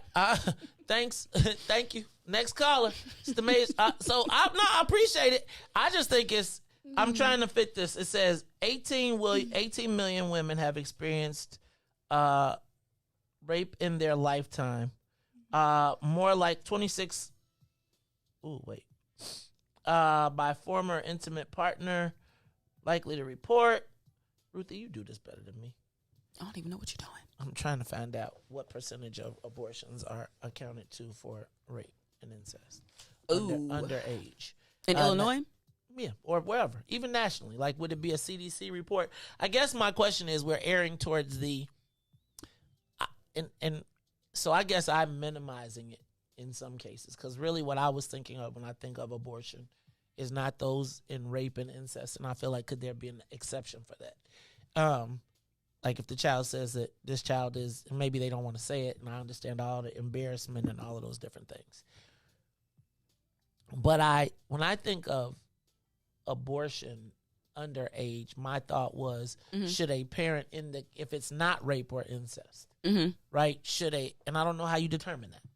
That's the challenge. Okay. But let's just suggest that it's underage children having unprotected sex without rape or incest involved. Okay. Should parents be notified that their child is having an abortion? And let's just pretend we could discern that. And I guess that's where I feel like the issue is. I'm speaking now from my own perspective, that if my daughter was at the abortion clinic and I got a phone call, my first instinct is not going. I would tell you before I was a parent, I would be like, I'm about to go up there, I'm about to go crazy. I think my instinct now would be like, damn, baby, why we haven't talked about it? What do you need? What's going on? I would probably do the wraparound, and I would leave the final decision to the women. Like, I'd be like, talk to your mama, talk to Carrie, y'all talk and do whatever. Please keep my grandchild, but if y'all don't, whatever y'all need me to do, I'm going to do. That's how I feel, right? Please, but whatever you do, I'm here for you. Your family is here for you. And I just think that it negates the opportunity, because when you're a kid, like, I think of how much stuff I hid from my parents because I was scared I was going to get in trouble or whatever. Whether it was a car crash and I was scared. And it seemed like all of the times when I was the most fearful or did the worst things was the times when they were the most supportive, right? When I thought like, oh my God, they're going to kill me, they're never going to, would be the times when they would show out as to why I was loved or why I felt that way. And I feel like, having been in some peculiar experiences where I said how I would act if it was me somewhere else, and then being put in some of those scenarios, I realized that you love your child unconditionally. And you just want the best for them and to make their life the best. And so I don't know that children always recognize that at a young age. Not at all. And so by not even giving the parent the opportunity to be that, by not giving a parent the opportunity to when you are a teenager, you in your own mind, like, man, the work, you trying to figure out your whole life, what's going on, etc. And I do feel like it's kind of crazy not to even give me the chance. Well, the chance is there when your baby comes say to you, I'm pregnant. But how many times your baby? So hold on. So if you and your baby ain't got that relationship, then then what's supposed to happen? Because that should be the first step, right? Like you said, I want my child to be able to come to me. I don't. When they in trouble, when they in a situation, I want them to be able to come to me.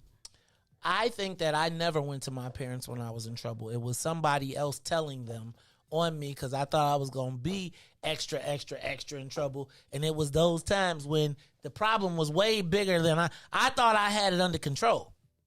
And it was way bigger than me. and somebody else was like, yo, it's going to the left over here with your boy. You may not recognize this because I'm hiding it. And I think that a lot of kids hide stuff. Like, it's part of growing up to me.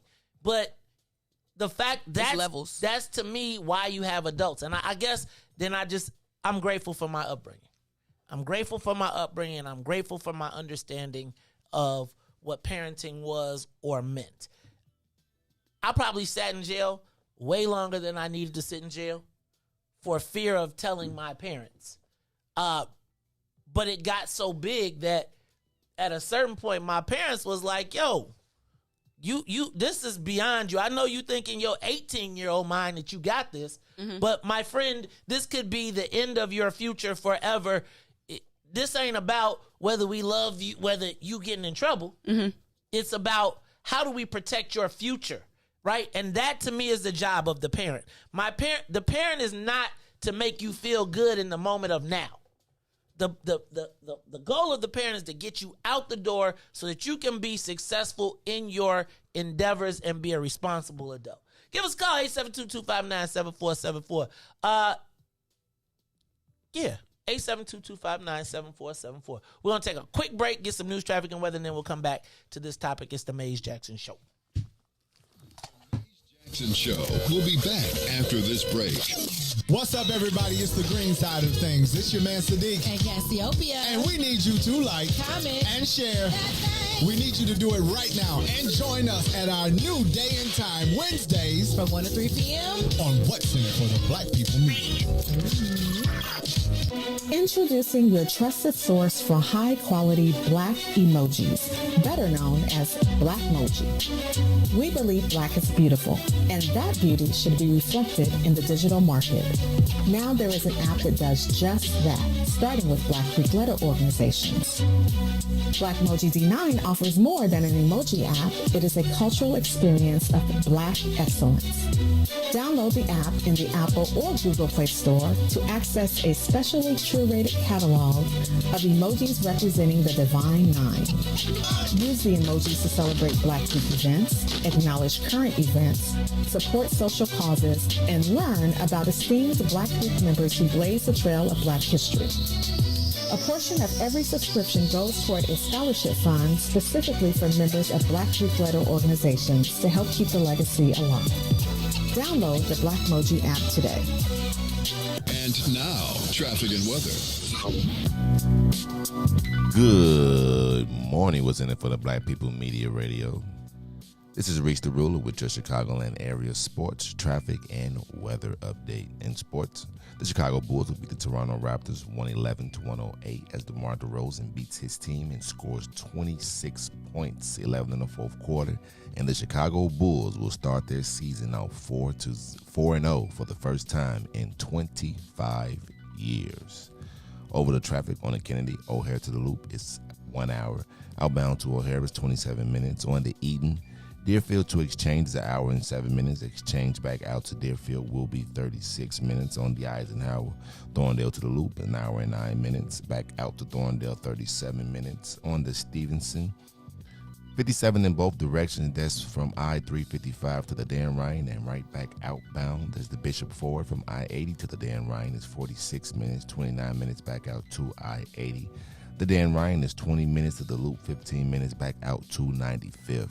On DuSable Lakeshore Drive South, 55th to Jackson is 14 minutes. Jackson back out to 55th is still 7. While on the north side of things, Randolph to Bryn Mawr is 8 minutes, and Bryn Mawr back out to Randolph is 9. Today's weather, it is currently 52 degrees and mostly cloudy. Today will be a high of 55 with a low of 46. I'm Riis the Ruler. Now here's Sparkle with Ease here on The Maze Jackson Show.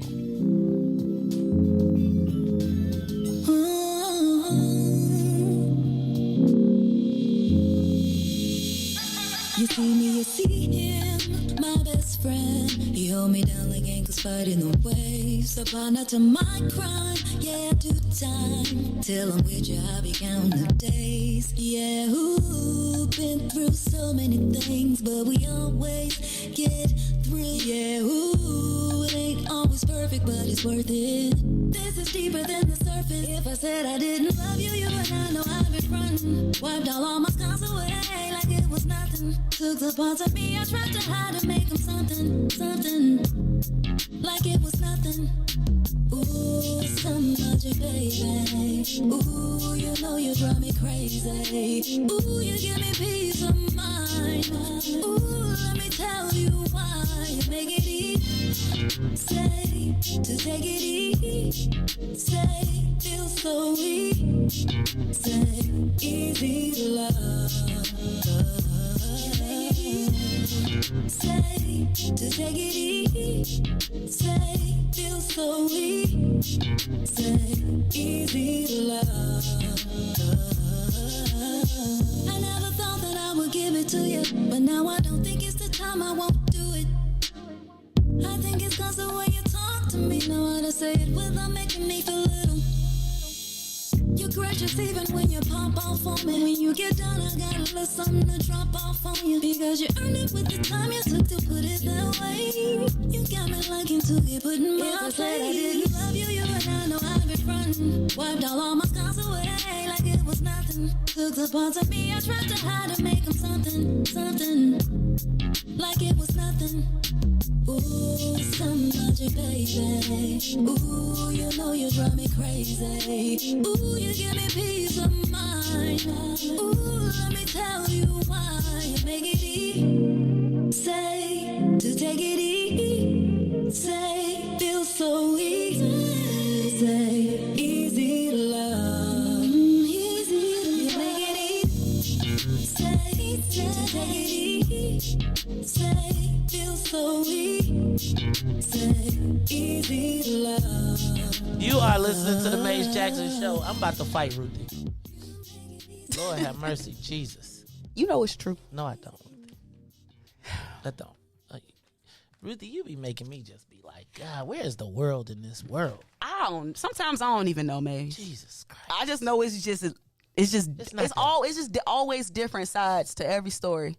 And they say the truth is somewhere in the middle. Okay, well, your middle. But Ruthie, you be dragging the middle all the way to the right. I just be trying to give you perspective. That's too much. Ruthie. This is such a troubling topic because it involved, things that are just hot button issues. The young people and abortion. Young people out here just doing the butt naked. The butt naked. Remember when you used to be like, we gonna do the butt naked?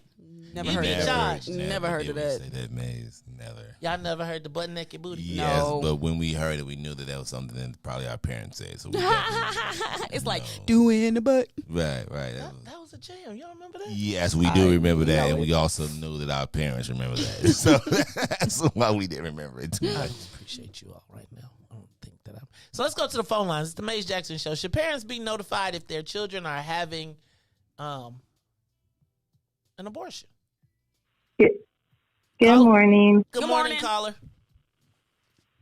Hi, this is Helene from New York. Hey, Helene, all the way from New York. What's up, sis? How you doing?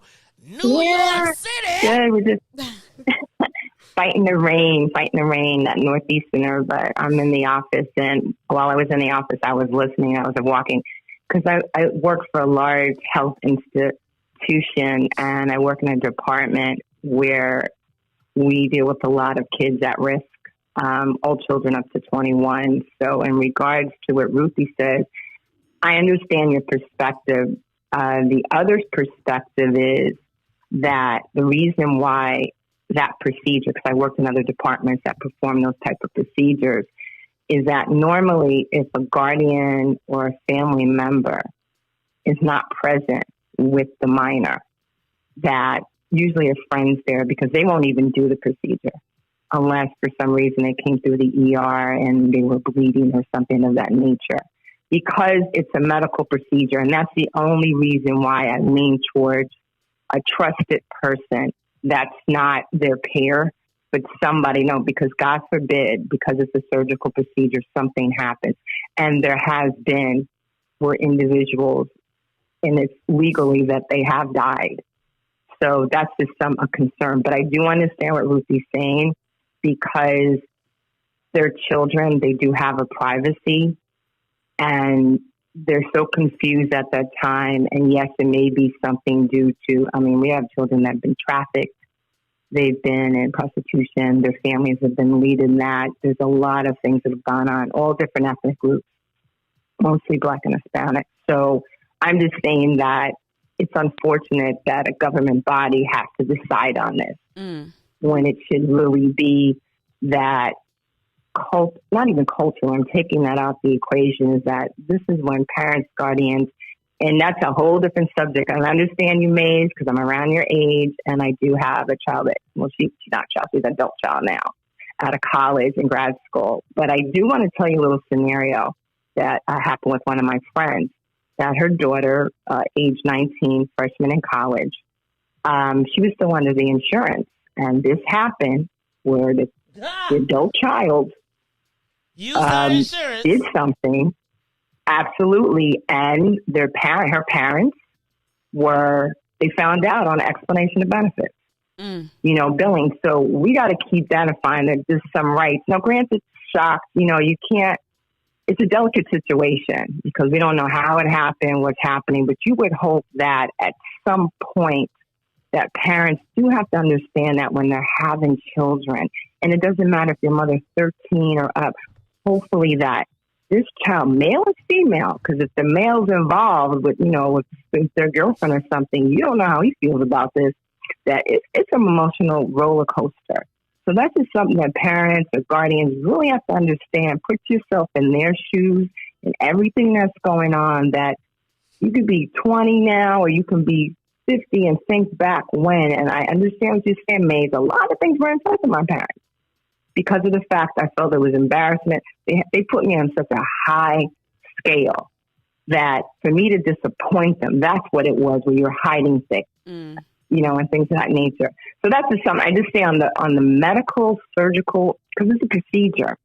And that's the only reason why I say somebody, if they don't want the parent or the guardian, it has to be someone that this patient, child trusts, because God forbid something happens and nobody wants to hear that. And then the state has to come in and social services and why something didn't happen and documentation signed. That you definitely just can't go in there and say, I want to do something. Papers are signed, and sometimes they do ask for someone that's 18 years or older that's there on their behalf, but they're not going to do anything. Got it. That's dope. Okay, I appreciate that. Thank you. And thanks for calling all the way from New York. We appreciate you. That was very good perspective, and I appreciate it. Any more callers on there, Riis? That's it. So y'all done talking about it. I know y'all. I just think. What you think?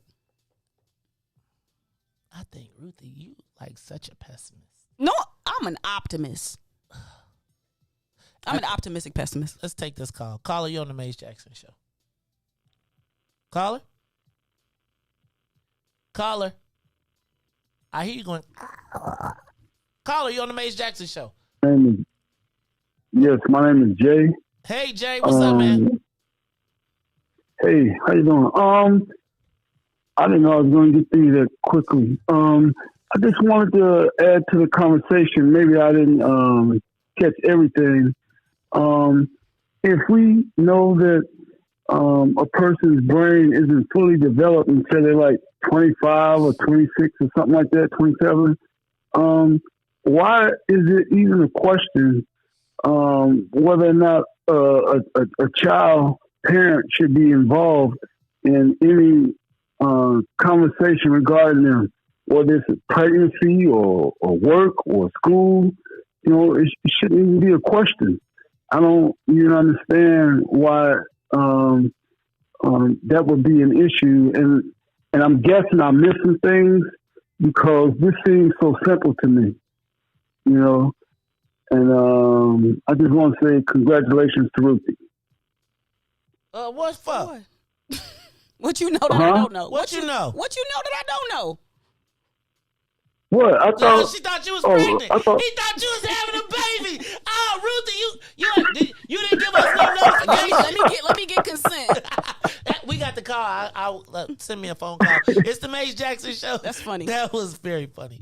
All right, y'all. It is the Maze Jackson Show. Real quick. Don't be laughing in there, Riis. Right. Rogers, where you at, dog? I'm like, I had to watch that, Rogers. I don't know, guys. No, I feel like you're not gonna know. Like we live in different times, Maze. I don't. Here's me. I don't think that there is anybody that I know that necessarily told their parents they had an abortion. I think a lot of people snuck and had them. Exactly. And they figured it out. Exactly. So what's the problem? Why are we making it a law? If you know they already figuring it out. So then let them figure it out. Let's not make it a law. I don't think that I just feel like utilizing abortion as an issue is sort of disingenuous, and it's kind of ticking me off that these are like the liberal stunts that are used that force us into these conversations. We know most black folks are for parental notification, regardless. Of course. And understanding that it's crazy to me that the black caucus is put in a position where they can't vote the interests of their people. But again, they know it's better. Culture wars. All right, culture wars it is. I'm going to chalk it up. Ooh, you done dropped your paper. You look like Tony Preckwinkle in City So Real. Woo! Come on, Ruthie. I'm trying to be cool with people. I'm tired. Ruthie, did I tell you about what happened to me I got to tell you about what happened to me this weekend, man. I'll be tired. All right, I want to talk about this one. Did you see the CPS CEO, Pedro Martinez, got a 5-year, $340,000 a year contract? Let me say that again. Pedro Martinez, the new CEO of CPS, got a contract for 5 years for $340K. Let me back up, though, Ruthie, because they also put a 10% annual contribution to his retirement. That's tax-free, which means that he ultimately makes $374,000 a year. Okay. Ruthie, that equals $31,666 a month. So imagine his paycheck comes in every 2 weeks at about $15,000. Every 2 weeks, $15,000 paycheck.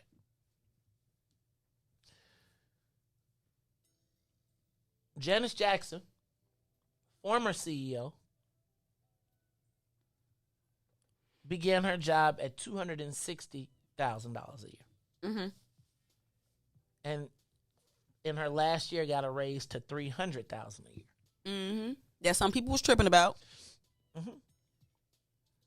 So she started out $10,000 less than the white guy in the beginning. I mean, the Latino guy. Sounds about right for a woman. Women are paid less than men. Then the interim CEO, Jose Torres, was paid $31,000 a month. $27,000 a month as the interim. You went to women. I went to black. I was thinking about black people in the market, and do we ever get fair market value? I was so often we are happy. The choice for black people when you get the top job is be grateful that you got the top job, but you don't get everything with it. Right? Like, so Janice Jackson got to achieve her dream of being the CEO of CPS, but she had to do it for less money than everybody in the country. The black person often gets it, not often. When the black person gets the spot, we often have to make the choice between whether we're going to take the job Like, you don't get the job and the money and the perks.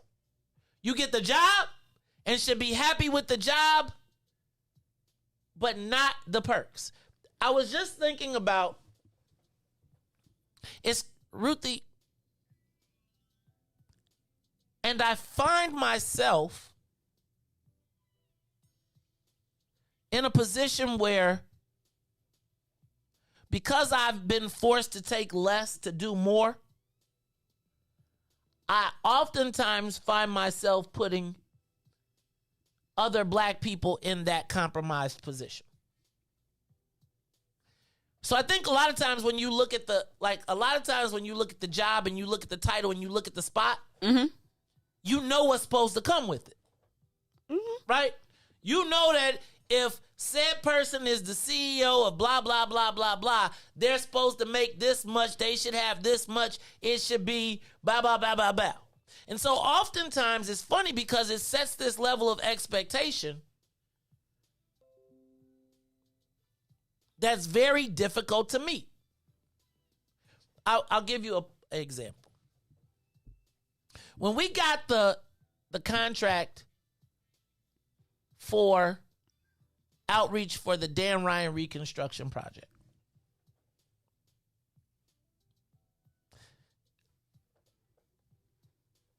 if you were a white person and you got that contract, it was the biggest blessing in the world to you, right? They didn't ask you about your billing. They didn't ask you, you sent in your bill, you got a check for $150,000 a month, and nobody sweated your bills.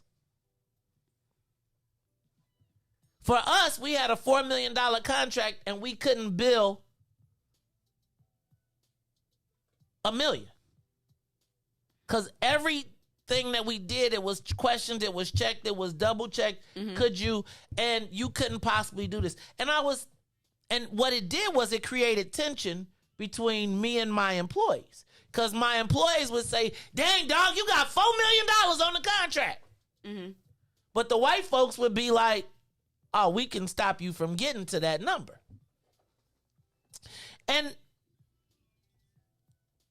I was wondering, when do we ever get our fair market value? And it creates a trickle-down effect.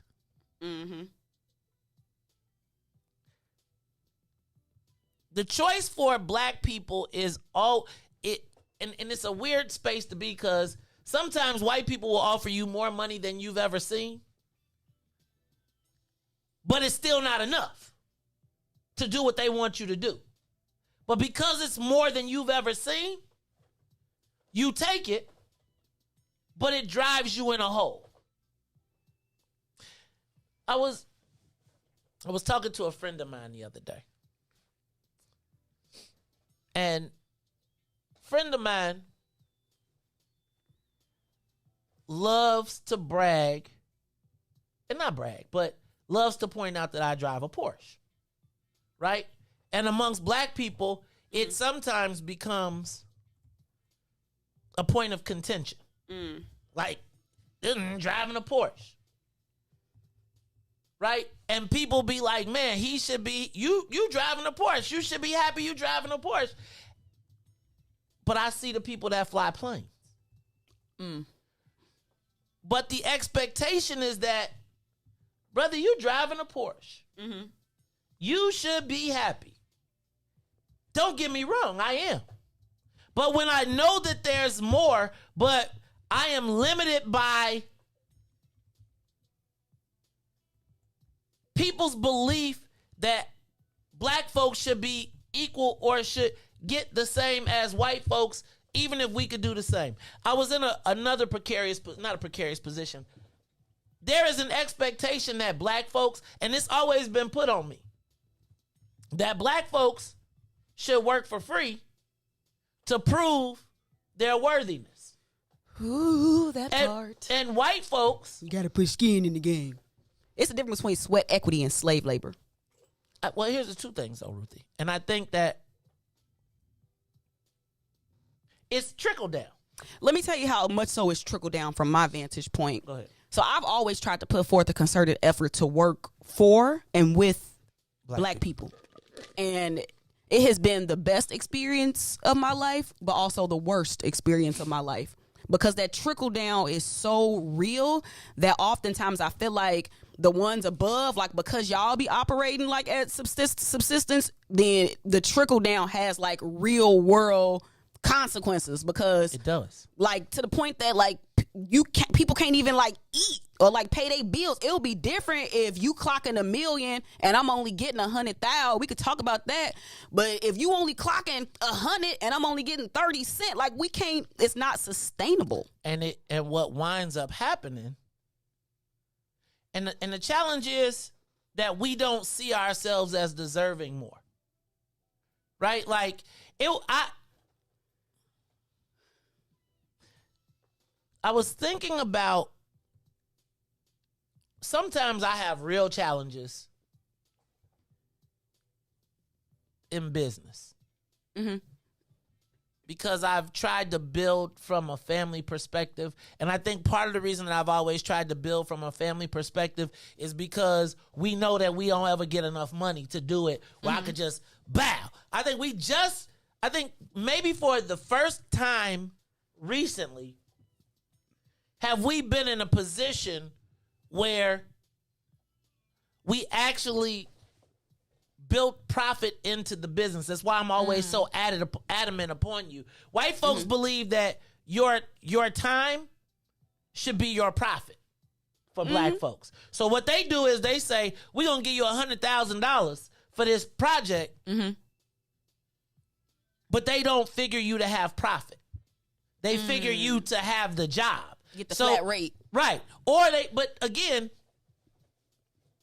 you don't really get to, this is how it works for white folks. This is how it works for black folks. You get the job, you can pay yourself $150 an hour, but at the end of the contract, you're not going to have anything left over. When you're white, you pay yourself $200 an hour, and then you still have profit built into the back. Look, it's the Maze Jackson Show. I think we may have already missed him, but thank you to everybody from WBGX 1570 AM. Please come on back and check us out on the Maze Jackson Show on Facebook, YouTube, Twitter, and Twitch. Ruthie, I want to know, when do black people ever get fair market value? Some of that depends on what you deem your worth to be. I don't know that. It's funny because you just deem your worth, but deeming your worth compared to your value that white folks have, or knowing that there's somebody else that's going to take it. Look, it's the Maze Jackson Show. We'll be back after these messages. The Maze Jackson Show. We'll be back after this break. WIIFTBP. Broken screen? Crash system? Are you in need of spyware or virus removal from your computer? Well, contact RPC Computer Repair in South Shore and let us help you with all your computer repair services and print needs. Need office or print production services, copies, scans, fax, or even notary service? Then stop by and support RPC Computer Repair and Print Shop, located 1741 East 71st Street in the 71st Street corridor, newly revitalized South Shore areas, and let RPC be your one-stop shop, where we believe RPC is your PC. RPC Computer Repair is also a UPS access point where you can drop off and pick up your important packages. So let RPC be of service to you. Call RPC Computer Monday through Saturday, 8 a.m. through 6 p.m. at 773-966-4457. That's 773-966-4457. Visit RPC at rpccomputeringinc.com for more information. And now, traffic and weather. Good morning. What's in it for the Black People Media family? The time is now 8:02 a.m. and I'm Riis the Ruler with your Chicagoland area sports, traffic, and weather update. In sports, once again, the Chicago Bulls will beat the Toronto Raptors 111-108 and start the season off 4-0 for the first time in 25 years. Let's go Bulls. Over the traffic on the Kennedy O'Hare to the Loop is an hour and 2 minutes. Outbound to O'Hare is just 27 minutes. On the Edens, Deerfield to Exchange is an hour and 10 minutes. Exchange back out to Deerfield will be 43 minutes. On the Eisenhower, Thorndale to the Loop is an hour and 3 minutes. Back out to Thorndale, just 44 minutes. While on the Stevenson, from I-355 to the Dan Ryan will be an hour and 4 minutes. Outbound will be just an hour. On the Bishop Ford from I-80 to Dan Ryan is 43 minutes, 31 minutes back out to I-80. The Dan Ryan is 24 minutes to the Loop, 15 minutes back out to 95th. On DuSable Lakeshore Drive South, 55th to Jackson is 14 minutes, while Jackson back to 55th will only be 7. On the north side of things, Randolph to Bryn Mawr 8, Bryn Mawr back out to Randolph 13 minutes. Today's weather, it is currently 52 and mostly cloudy. Today will be a high of 55 with a low of 46. I'm Riis the Ruler. Here's Loch Ness with Terrorism here on The Maze Jackson Show. Strategy to fight domestic terrorism. Following a 100-day review, federal officials are now laying out a new plan hoping to deter, detect, and prosecute domestic terror. They went to the Capitol waving their flags and looking for smoke. He was out there looking for justice. They was over there looking for votes. Ashley Babbitt was with him and told all the people that nothing could stop us. She climbed through the Capitol window, breaching security, and caught a shot, bro. The media say she a veteran. They paint the picture to make her look greater. But she disrespected the same country that she served. That makes her a traitor. They was fighting police, resisting arrest. On God, I couldn't believe it. I guess blue lives only tend to really matter when it's convenient. Hey, these are the times we witness in history, all because they didn't get a victory. United States is so contradictory. We get equal rights, that's a mystery. Politicians, they more like magicians. You know they got tricks up their sleeve. We point out the flaws that's up in this country. You know they gon' tell us to leave. Somebody try to help me understand it. Always seems like a double standard. They be out here leaving us empty-handed. To certain rights we are not granted. The media is the culprit when it comes to the comparison, cause when it comes to race, they always changing up the narratives. Terrorism. They say you a patriot, call you a hero. I call it terrorism, and that's on the real. You know what we know, I say it's terrorism. They say you a patriot, call you a hero. I call it terrorism, and that's on the real. You know what we know, I say it's terrorism. They say you a patriot, call you a hero. I call it terrorism, and that's on the real. You know what we know, I say it's terrorism. They say you a patriot, call you a hero. I call it terrorism. We still out here trying to get our reparations, but the government pump faking out here hesitating. I'm out here trying to keep my peace, so I keep meditating. The media make us look bad, they taint our reputation. Look, it's so sad that COVID causing toe tags. You claim you so patriotic, but you ain't wearing no mask. You out here wildin' with your MAGA flags and showing your ass. You wanna be part of some type of revolution so bad. Look, you talk revolution and constitutional rights only. I guess we forgot about back in the days when all of the business was whites only. Yeah. George Floyd got justice. Juneteenth got much respect. They made it a national holiday. Man, it's all good, but cut the check. They giving out all of these vaccines, putting it in you like caffeine. Was it all in the part of the plan? I bet money like DraftKings. It's land of the free, home of the brave. 1776, we wasn't free till 1865, so we wasn't part of that shit. And that there's terrorism. Terrorism.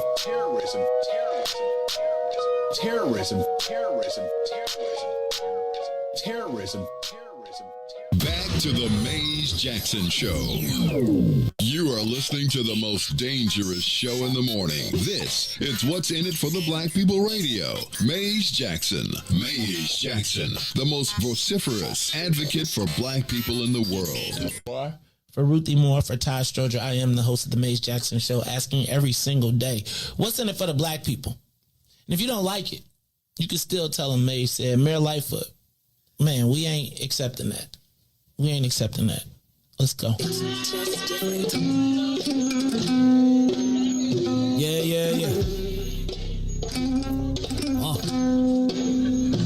Let's get down to business and go ahead and address the facts, man. Lightfoot seems more lesbian than black. Rahm Emanuel's another case. He was just as tired. 50 closed schools left much to be desired. Police had Anjanette naked on that body cam. They suppressed the footage so it couldn't touch a lot of hands. Reminds me of that 16 shots in that cover-up. Both of them similar, so I went and dug it up. George Floyd killed, a lot of riots happening in town. Southside burned and they wouldn't let them bridges down. Grandmother sick, need a prescription and plus a couple groceries. You gon' have to travel just to get it now. COVID-19 out here shutting all the business down. Not enough SBA loans to even give around. So many failed businesses that you can put them in the pile. If you don't survive the pandemic, it's gonna sit you down. We sing, dance, play ball, entertain, and crack jokes. Government infested black neighborhoods with crack smoke. System that milked us so bad, we got lactose. Still trying to find out what's in it for us black folks. We sing, dance, play ball, entertain, and crack jokes. Government infested black neighborhoods with crack smoke. System that milked us so bad, we got lactose. Still trying to find out what's in it for us black folks. Shout out to Willie Wilson, hope one day you get to send it. We need some different players in the game to handle business. Too many shady characters like Madigan and Blago. But when you really break it down, it's typical Chicago. City full of gangsters, it's what the land was built on. Same streets with hood legends, DNA get spilled on. Carjackers out here lurking, trying to get they steel on. Looking for a block to put them Hellcat wheels on. Let us give bogus appraisals a red line. Car crackers out here getting minimal fair time. And I'm concealed carry, I stay with the pipe. But Illinois gun laws giving minimal rights. Stay up on the swivel, make sure I'm moving tight. Check all of my mirrors when I pull up to the light. Pick my homie up from out of town, man, he caught a flight. He was hella nervous, told him, shorty, this is a way of life. We sing, dance, play ball, entertain, and crack jokes. Government infested black neighborhoods with crack smoke. System that milked us so bad, we got lactose. Still trying to find out what's in it for us black folks. We sing, dance, play ball, entertain, and crack jokes. Government infested black neighborhoods with crack smoke. System that milked us so bad, we got lactose. Still trying to find out what's in it for us black folks.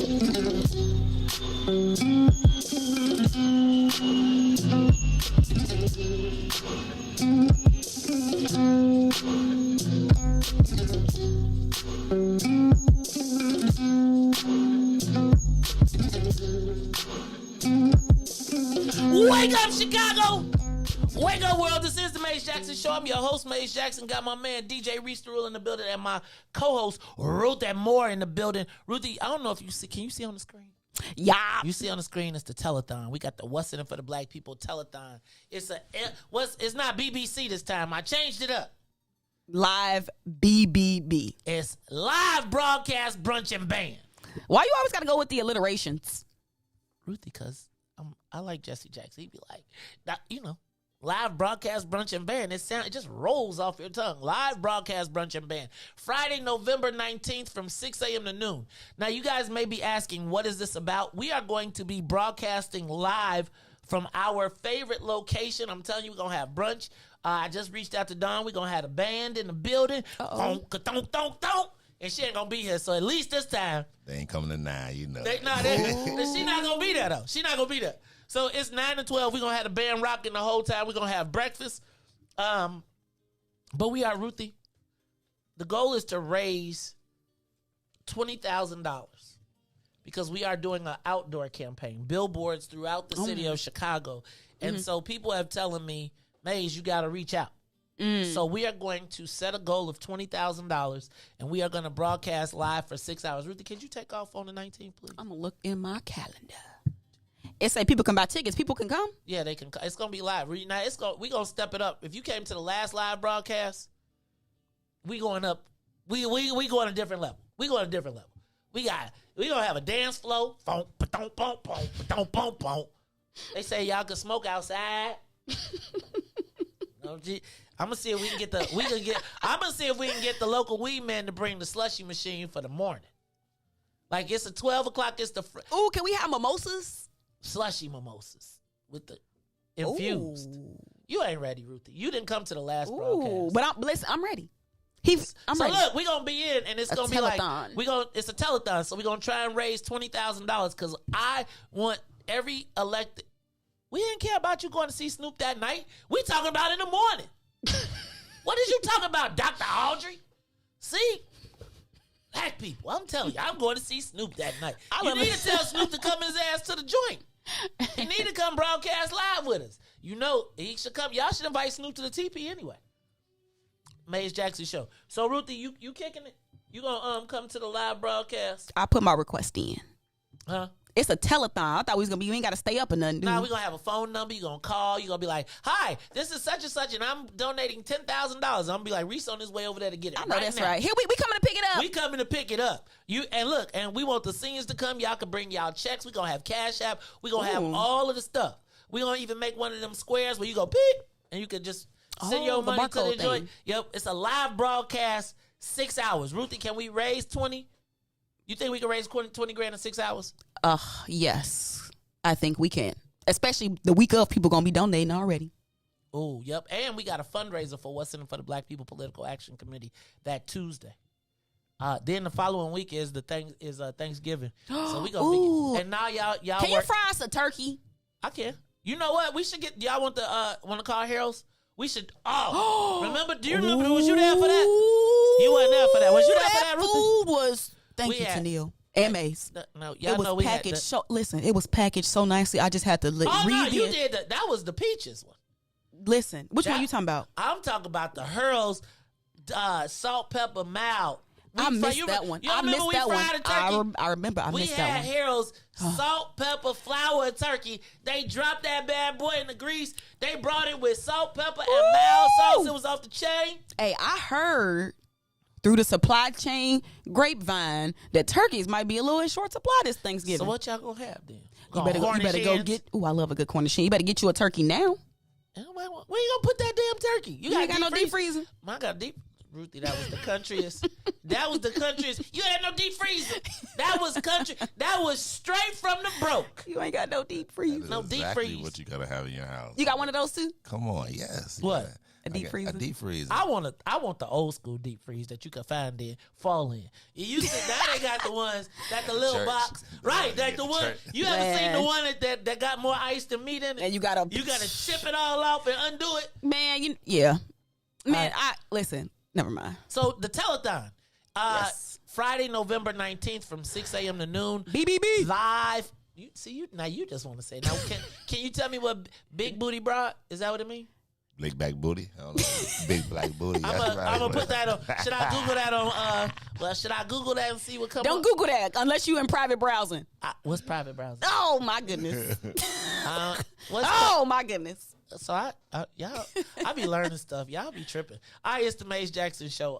So please make sure you get your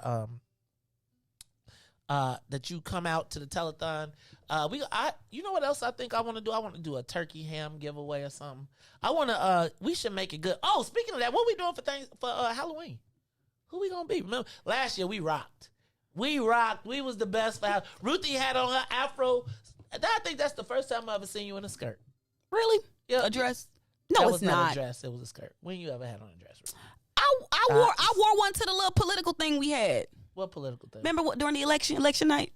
You had on a dress? Yeah. I don't remember that. See, I have to see. We're gonna have to put anyway, y'all, we gotta figure out what we go. A chitlin loaf, we ain't taking none of that.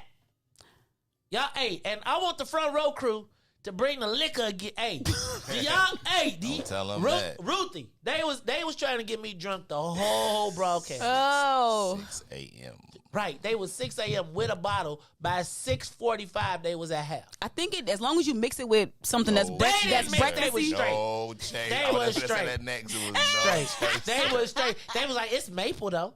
I was like, see, breakfasty. As long as it got a breakfast component, you good to go. We should make boozy brunch. You want to have a boozy brunch? You know, I prefer infused, but I'll go with it. I'm thinking we could infuse it too. Infuse infuse the syrup. Right? Infuse syrup. The butter. Yep. Tell them, Gino, no pork. Ooh, the butter. Is that Gino? No pork on my fork. What up, Mr. Chicago? Gino Ski in the building in the morning show commenting. I be seeing you lurking, dog. I be seeing you, though. It's all good. Gino! 1/2 of the bigs. What's the Benoski? What's the Benoski? What's the Benoski? Right, I told you. Gino is a West Side, South Side hybrid. I feel like, honestly, Gino, to me, really has a West Side mentality living on the South Side. I just don't feel no hate in Gino's heart, ever. Like, I feel like Gino be like, man, Joe, right? He like, right? Gino be like, man, Joe, shout out to my man Gino and the bigs. And I do not appreciate, Gino, your smiles during the White Sox playoff loss. I appreciate T-Time's. He was like, T-Time, tight. That wasn't funny, man. It wasn't funny. It wasn't funny, dog. Did you see T-Time came on? Like, he took him about 3 days. Then he came up. Now, if anybody got something to say about the White Sox, I'm taking all comers. Brandon tried to jump in there. Brandon tried to hit them with the big brother. Terrence was not having none of it. T-Town was salty. He was salty. He was salty. All right, y'all. It's the Maze Jackson Show. Did I ask y'all about the religious freedom? What do y'all think about the governor suggesting that did you know there's a bill in Springfield also this week to end religious freedom and moral to take away your let me back up. You know you can reject the shot on your religious or moral beliefs. This week, Governor Pritzker is in Springfield hoping to pass a law that says that they can remove that and mandate that you have the shot. Now, I don't know how I feel about them taking out your freedom of religious choice over this shot or your moral choice. Now, if they give you a testing option and you choose to be inconvenienced by all of that, I think you should have that option. But I don't know that I'm for... Think about the gravity of Democrats canceling your right to religious or moral belief. Like, can I tell you, Ruthie, why are you making fun of me? No. I was, after the Catholic Church was like, no, we ain't about to give y'all no exemptions. I knew that it was out the window. I just felt like if the Catholic Church won't give, what they call them, parishioners, whatever, something like that. If they like, nah, y'all can't get no exemptions. Like y'all not about to use this to finesse. Go ahead. That's what I'm saying. Like if they won't even let the Catholics use it to finesse, it's over for anybody else. So the challenge I have here, Ruthie, it's weird because I find myself, can I 100%? I'm clearly completely vaccinated, but I am very concerned about the slippery slope and the cancellation. Like I feel like kind of I feel the same way that they feel about abortions in Texas is what's happening here with this shot. Where it's being used politically to separate people and to shame and castigate them. I really feel like I don't know that I'm okay with Governor Pritzker, whose values I'm not sure I share, having him decide that my religious viewpoints don't count on this issue. Does that make sense? Like, I don't know that Governor Pritzker and I share the same morals. I know we don't share the same religion. And I don't know that I am comfortable with his value set superseding mine. Does that make sense? Like, because the moment that we allow his value set to supersede my own personal or religious value superset, what is off limits? And so sometimes I don't want to find myself in the same bucket with Ruthie's boy, who led the revolt yesterday down at City Hall. Y'all see that? That was crazy. They was up there threatening people and stuff. Like, I was like, man. All 30 of you. Yes. I just need the police haven't ever been very politically organized. So it's like nobody's really scared because I ain't never seen the police knocking on no doors or nothing like that. Right? They can organize their union. They can't organize no communities. They can spend some money and write bad commercials about you, but I don't think anybody fears them as a political force. But Ruthie, I gotta ask you, what you think about Governor Pritzker? And from what I'm hearing from leadership, this thing is gonna go. Like the hype of the shot. Like again, black folks, y'all good with Governor Pritzker saying that you no longer have a moral or religious exemption option? When did they? So was it atheist? Is that atheism? I don't know. It's all very contradictory in a sense. What like, you mean contradictory, Ruthie? I mean, if we like the super abortion state, see, like, and if it's my body, my choice, then you know what I'm saying. Should not be okay. So I do agree with what. No, I just I got serious. How you did there, but my body, my choice, except for okay. So I agree with what you said related to that. If people don't want to be vaccinated, then go through the extra step of getting your weekly or whenever testing. Like, I'm completely fine with having a testing option. If you want to go get tested, now the question is who should be paying? Who should pay for the test? Should you get time off of work to go get tested, et cetera, et cetera?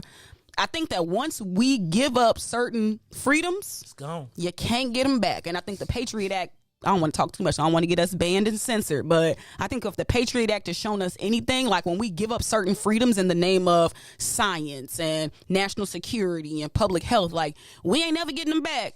We ain't gonna never get through the plane without TSA, not dog.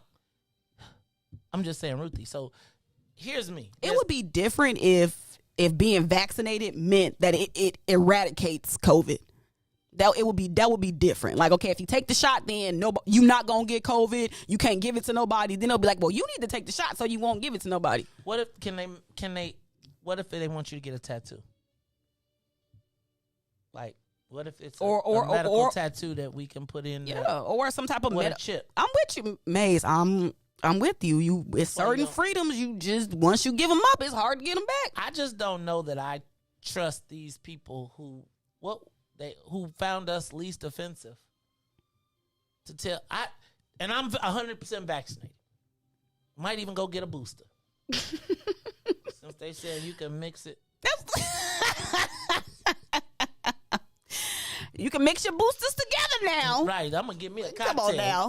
Twist them up. Can I get a booster shake? Which kind you want? I would like, can you put that in my cup? Goodness gracious. So, Ruthie, just seems to me that I just don't know that I just want to know who they're legislating for. Are they legislating what they believe is best for us? Are they representing, or are they telling us what they're doing what's best for us? It's the Maze Jackson Show. All right, Ruthie, Riis, both of y'all got to get in this conversation. Amanda, what's her name again? Seals. Amanda Seals. Amanda Seals was on Insecure this week, and they went to the Stanford. They were at their 10-year Stanford reunion. Funny that they went to a PWI, predominantly white institution, as black as they are. But I'm going to tell you, I think the PWIs make people extra black because you be out there like, Jesus, these white people is something else. So anyway, this week on Insecure, Issa Rae, Yvonne Orji, neither, Ruthie, of our descent. Just so we're clear. Blown up. Larry Wilborn, right? Ain't that the dude who found her? Not of us. Trevor Noah, not of us. Anyway, all the biggest black stars right now, not of us. But Ruthie, in this video, in this episode, Amanda Seals wore a Alpha Kappa Alpha. The letters, if for those of you who don't know who it is, it's the pink and green, historically black sorority. And a non-Alpha Kappa Alpha member wore their letters. There was a social media outrage, or let me not say social media outrage. It's been a topic of social media debate because one of the members of Alpha Kappa Alpha, realizing that Amanda Seals was not a member, said that it was disrespectful for her to be wearing the letters. To which Issa Rae promptly replied something to the effect of F you, screw you, whatever. Something really quippy, but it was really, and I must tell you that I did a joke on it yesterday, which said, let me read it back because I thought I was pretty clever myself. I said yesterday, wait, we mad at a black woman actress that played an AKA on TV, but not mad at an AKA that plays a black woman in real life. And that was in reference to Kamala Harris, who, quite frankly, I got to tell you that Kamala Harris is part of this debate, right? And you better not be playing the Alpha song, dog. If you playing the Alpha song, you got a problem. Riis, you so funny. But as part of the so the debate raged: should Amanda Seales, as an actress, have been able to wear the letters of a Black Greek letter sorority, not being a member? I think this is a great conversation to have because all of us here are members of Black Greek letter organizations. Now, notwithstanding the fact that everybody, in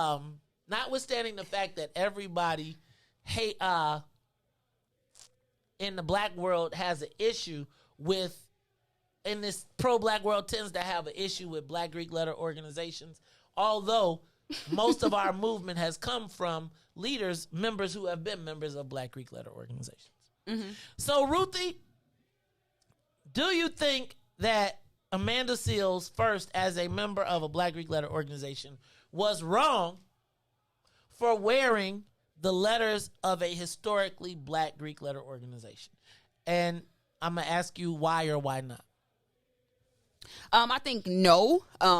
As a character in a show, if you are not a member, then maybe stick to the colors and not the actual letters. I think people will be okay if it was just, okay, wear the pink and green, maybe some ivies, I don't know, whatever else they got. But the letter...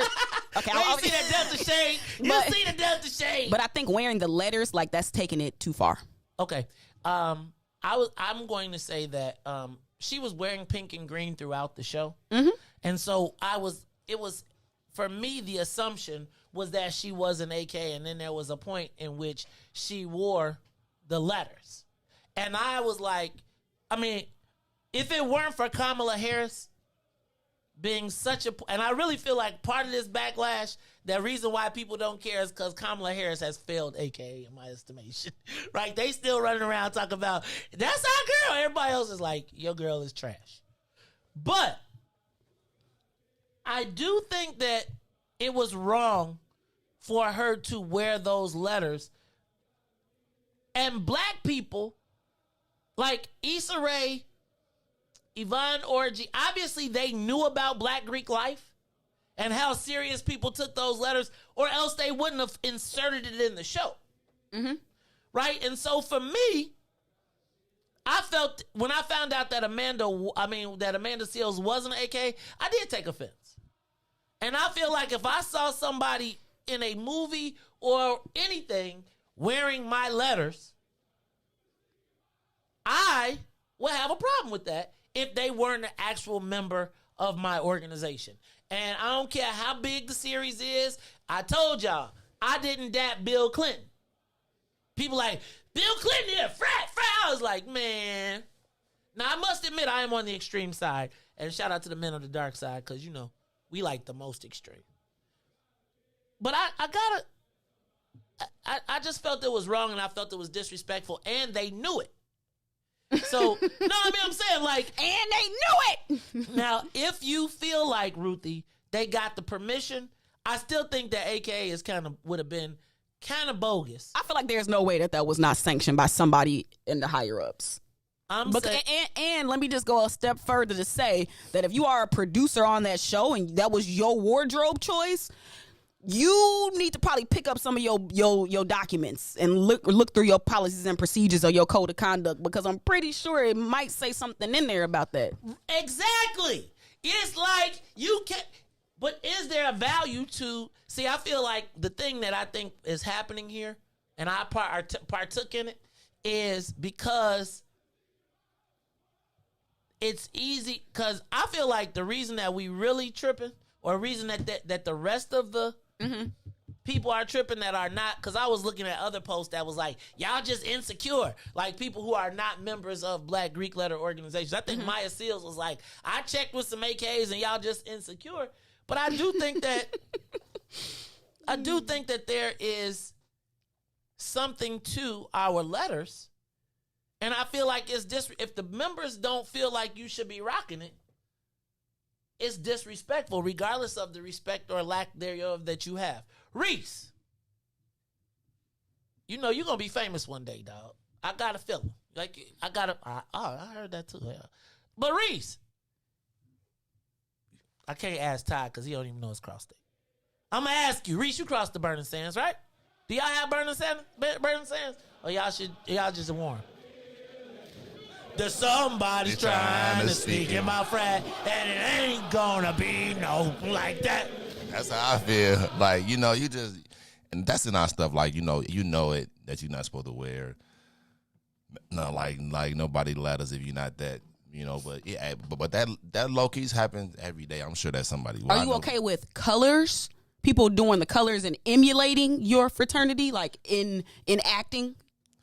That's cool. I guess, you know what I'm saying, like the perception, you know, I guess you like you said, it's not the full thing. Like, you know, like that's what like most movies do when you really look at it and they do Greek life, they try to imitate it, you know, the colors or something like, you know, like to that extreme. So I believe that you should just, if you was gonna do it, the colors would have kind of gave the same. That's what she did though.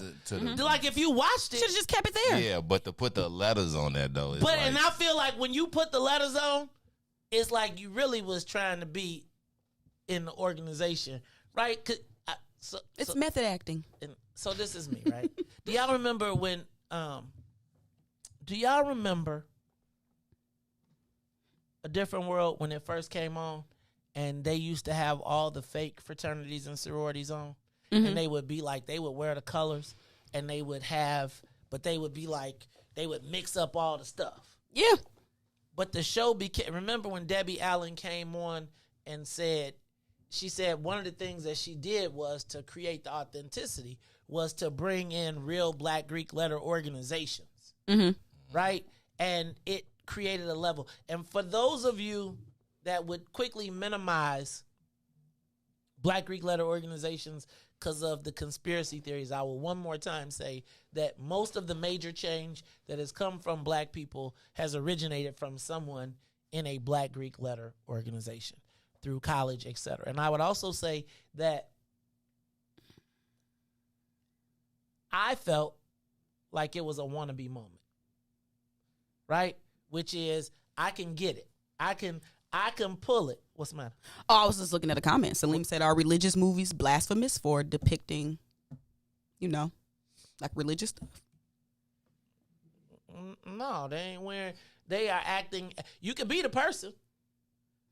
I don't think that, and I think it's all good till you show up to the party. Let's put it that way. Show up to the party and be, okay, badass. All I'm suggesting in this whole space is that I really think it's just a response that Issa Rae had. It's the smug response. Because she had the ability to use her celebrity. Is her celebrity bigger than AKA in the grand scheme of things? See, it's a culture thing. Talk to me. I know what you about to say. Go That's ahead. why I ain't gonna even say it. Say it, Ruthie. It's a culture thing. Say it, Ruthie. It's a culture thing. What you trying to say? Like, don't be trying to talk between the codes. No, because we had don't be already calling us people color. Nope. We had already talked about how like a lot of the entertainment and culture, the Black culture that's put in our face is not done by us. Like we are not the purveyors of a lot of it. And I think that, you know, we are literally like, we are experiencing cultural wars, like in a lot of sense. And I think if Black people, if we ain't got nothing else, like you got to hold on to something. You got to fight for something. Yeah, I feel like can we have some type of tradition? That's my point. That you can't water down, or that you can't capitalize off of, or that you can't minimize. Like, Issa Rae, like, stop playing. I felt like, so check this out. You know, I'm still salty with the AKs for Kamala. But I really did feel like when Issa Rae responded like that, I really wanted to be like, you better get your butt on your boat. It's a lack of... They have no respect. It's not, yeah. They don't respect, like, that's cool what y'all do over there, and we love it, and we want to go ahead and do it, but we're not going to respect what came with it, how it was originated. And I feel like it's easy for a celebrity to devalue. I just feel like there's a long-standing tradition that comes with all of our Black Greek letter organizations. And quite frankly, there is nothing that Issa Rae has done that can compare to the work of those women over the course of years. And it's about ancestry and ancestral lineage. Ruthie's trying to tell y'all. No, I ain't trying to say nothing. I'm just saying, like, she ain't got this. She doesn't have an ancestral connection to our history, to our struggle, right? When you understand the origin of Black Greek letter organizations and why they were formed and why they were founded, and you can easily dismiss it because, broad, all you know about is the pink and green because you was in your mirror somewhere when you was writing your story. Talk about some, one day I'm going to be a pretty girl, and they told you no. That's really what happened. And so then you got in your feelings when somebody reminded you, hey, this means something to me. Mm-hmm. This means more to me than the TV. It means more to me than you stepping your around than your storyline, and you treat it with respect. And when somebody checked you on it, before you be like, F you, whatever your little thing is, remember them founders from, I know Ruthie and don't listen to the Deltas because you know they'll be talking smack. Man. However, that's one of those moments where we all come together and be like, and the problem is, you know, Issa Rae on TV, so people be wanting to be famous. I think that's why I think it's more about just Alpha Kappa Alpha, kind of like ascending into a global spotlight from Kamala. Like, they had a good run during the presidential election, and I think they still trying to, you know. But they don't understand that Kamala is like now, like you, we at the end of this, we being like, how do we get her? Mm-hmm. Y'all brought her here. Cause Kamala right now, I ain't hear nobody talking about Haiti.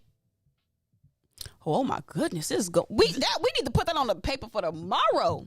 It's going down. You don't come tomorrow. On Thursday, it's going down. I've been keeping up with what's going on in Haiti. Now I see why they were trying to come over here. What's going on? I'll tell you about it. Tell me about it, Ruthie. The Mace Jackson Show. All right. Does being okay? I'll tell you real quick. You know how you always be talking about The Handmaid's Tale and so, like, there's just, you know, all the kidnappings and stuff. Like, it's really impacting women and children. So there's a lot of like sexual assaults and things happening in the absence of the protection of men who are running rampant. And guess who suffer? The women and the children. What I tell you, you ain't gotta do all that. But you do talk about the collapsing social order and how women will be left unprotected. You do. That's why I just wanted to acknowledge that, to affirm your point, man. Say it. Say I'm the man. You all right. Say I'm the man. You are a man. Say I'm the man. The Say black it. man. In the kitchen. In the Say kitchen. It. You the man. Thank you. Duh man. Y'all heard that? Duh.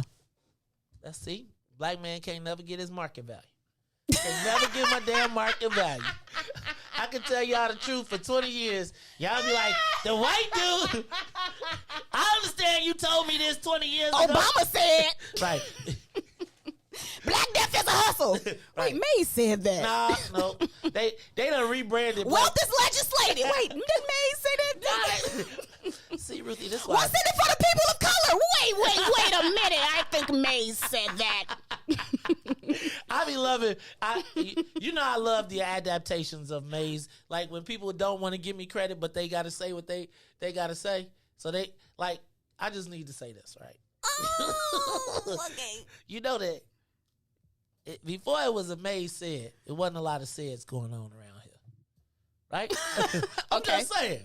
So funny. I'm just saying. It's like Ruthie this weekend. I had a rough time this week. I do feel like sometimes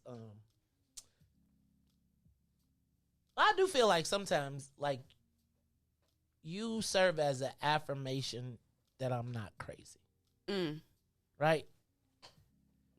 I feel like sometimes there are very, very, very few people that understand like me. Like understand my motivation, understand why I do and really what my goal is, etc. And you was talking about like the bodyguards and all that stuff, and it's weird because I've been going out watching things in our community. Mm-hmm. And there is truly a lack of structure. There is a lack of order. There is a lack of fear of consequences or accountability. And I'll be honest with you, I've been very reluctant. Like, I feel like, you know how you see stuff that needs to happen? Mm-hmm. But I often, and I feel like I know how it needs to happen, but I've often been hesitant to push that because, you know, the second you try and put some order on stuff, then people be like, who does Mick think he is? Mm. But I was watching a few things, and I think it was solidified for me yesterday that we have disconnected silos saying small voices, small things everywhere, mm-hmm. never achieving one unified voice.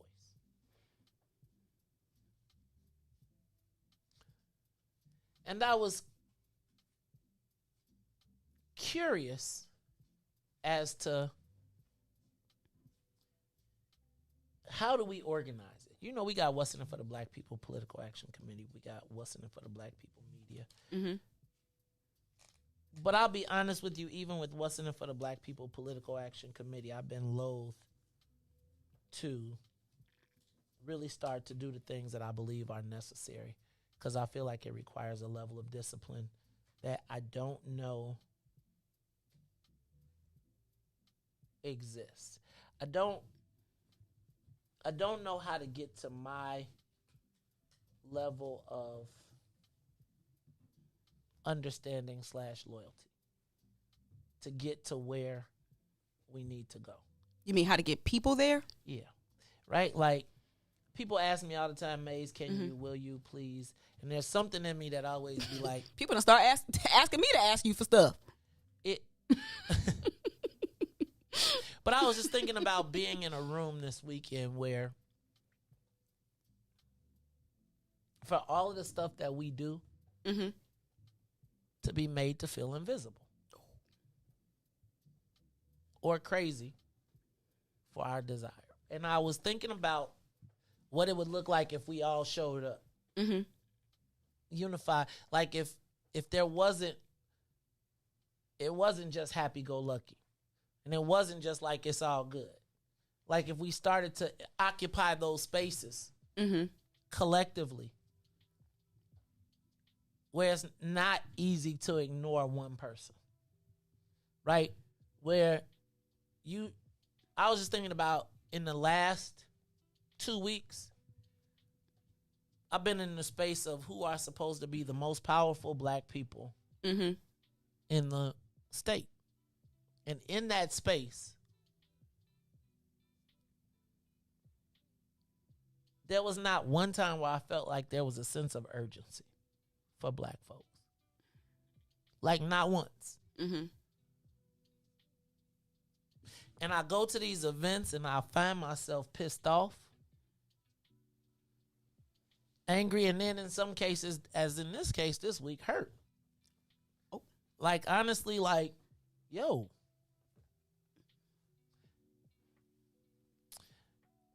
And I've been vacillating between, do I keep pushing? And if I'm going to keep pushing, do I keep pushing the way that I'm pushing? Mm. I don't know that everybody wants to make the sacrifices necessary to build a political operation. And not even just a political operation, because I was looking around yesterday and it's like it's a lot of people mm-hmm. that need a place and a place to direct their energy. But I don't know if people will actually listen to me. Mm. Right? Like, I've told you for years and years how it's going to play out, mm-hmm. what's going to happen, the moves that they making as they making them. And it's crazy to me to be watching the moves and telling you, and then it happens. And here we sit. So, I don't know if it's church on Sunday and Ruthie, you run the deacon board. I don't know if it's we start poli-sci 101 real life classes. That part. But I feel like we got to start building an army. Like a army. Mm-hmm. Like there is no fear of blackness right now. There and I unless it's collective. Well, no, but there's no fear. Because there is no collective. There you go. So there is no fear of black. We sat right here last week. You weren't here, but Joe Ferguson said, I asked him, was black people being underserved politically? He said yes. He didn't even pause. And then I said, what is the biggest challenge? And he was like, you all do not unify and organize around your power. And so, Ruthie, I was thinking about making a special kind of group. Like a special kind of group that learns how to be at war politically. Infantrymen, social media people, practitioners of the dark arts. Right? Because it's funny because we don't see it as real or serious, even as it's been practiced on us to hold us back. And so my question becomes, do you think we could get people who want to take it a little bit more serious? That understand that our path to success, that we at war, is a threat. Is to be a threat. It's no longer to be how we can help. There has to be a level of fear. I was thinking about being in a room where everybody acts like it's all cool and there is no even incentive for people to do better by us. Like you think about right now, Ruthie, I'm going to tell you this. And I was thinking about the fact that down in Springfield, you got companies that are making hundreds of millions of dollars a month. With a plan to exclude us from any access to it. People will vote on it and we'll die. And there is nobody to say what's in it for the black people. Like, who does our legislature call when there is nobody that weighs in on a subject, but they know it's going to impact black folks? Like, who is our lobbyist in Springfield that is just weighing in on black? We don't even think about the gravity of right now. 100 million people making $100 million a month are plotting to cut people who are making $10,000 a month out. Under the guise of being legal. Think about how many times we got cut out of all of the things that we invented. We got cut out of the lottery. They called it what they call it. The we got cut out of the numbers. They turned the numbers to policy to the lottery, and then made you illegal. Think about they made cannabis. We were selling cannabis. We go to jail. Now it's legal and white boys got it. So video gaming was illegal till white boys got a hold of it. Now the only piece that black people got, now they want to make that illegal because they want to legislate their wealth. And there's nobody that black people or white people fear politically. Nobody. Who do black people fear politically? Black elected officials, who do they fear? Ruthie, you wasn't here when the preacher came. Did you hear about the preacher? I watched it. I'm glad I wasn't here. Ruthie, there is no fear of offense or hurting black people. White people can give you an argument as to why you should hurt black people, and there's nobody black to push back. And honestly, I'm tired of biting my tongue. I'm tired of going into rooms where people try to hurt me in business, and all I try to do is help black folks. And I've heard the craziest reasons why we can't support black people. It's like you would think that for all of the advocacy that we do for black folks, even the politicians when they get in trouble, who be the first person to be like, we ain't piling on when they in trouble? Who be the first person to be like, when I walk in the room, here come troublemaker? Same people.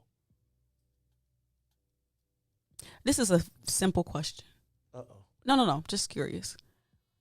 In an ideal world, what would you like to happen?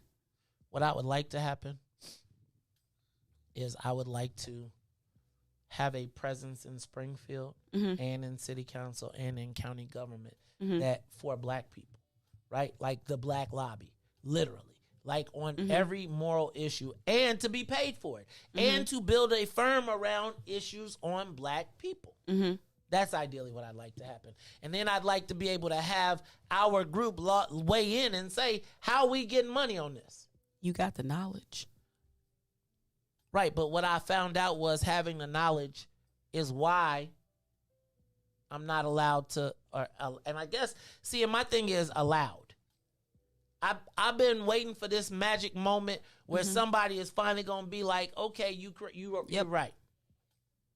And even when people tell me I'm right, you know what they do, Ruthie? They tell me it like I'm the side chick. They whisper, man, you're right. Man, this happened, help me. And then get in the room and be like, who? That's that crazy Maze. You know, I think when you sometimes, that's tough. That's tough because you don't operate in that way in the sense of, like, you always say, like, I'm not going to forget my friends. And when you're the person that has the knowledge as well as the fortitude, because that's the thing. You can have the knowledge, but they know that can't nobody outwork you. And so I think it's more of a fear of, like, let's not give Maze too much because we know he going to outwork us. But the challenge is like, I don't have a problem working, and you can do your part and let me do my part. There you go. If people just stayed in their lanes. But people are comfortable. I'm telling you, I don't think that we even... Like, the only thing I want for black folks is for them to be like, we the same. Like, and when I say we the same, we deserve equal. We deserve to get our piece. It's just like all the people that watch this show every morning to get the game, to get the knowledge. But when y'all see this man out, black folk, I don't see less for black people. Subscription model. I don't see less for black people. I don't, though, Ruthie. Think about it, though. That's my point. Like, I don't see less for black people. It's not good for me to see white boys in the room rich if I ain't got my own guys as rich as them, if not richer. Like, because the white boys will always make the person that make them rich feel comfortable. They'll have you feeling like you the best thing since sliced bread. Because I do have a Porsche, but I want a plane. And I feel like sometimes I'm wrong for wanting a plane. But I don't want the plane for levels. me. But Ruthie, I don't want the plane just so I can fly myself.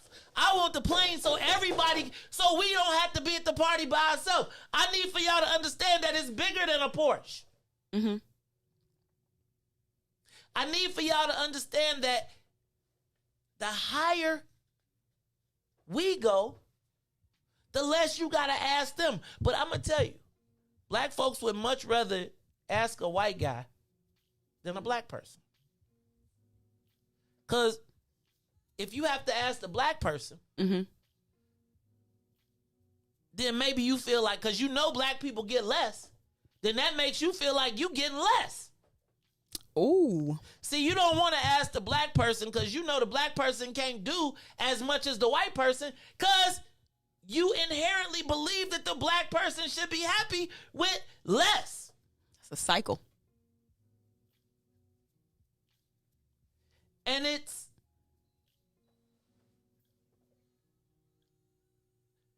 like I just don't want to accept that. Like do we have to? I'm starting to feel like yes. I'm starting to feel like our understanding of how does it well, let me back up, Ruthie, because I will tell you. In Springfield, when they did those maps, I wish you was here yesterday. We'll talk about that one a different time. But I do feel like, again, in this, we're still talking about social services. While the white boys, Ruthie, can you imagine what the mail must be like when you get $120 million in the month?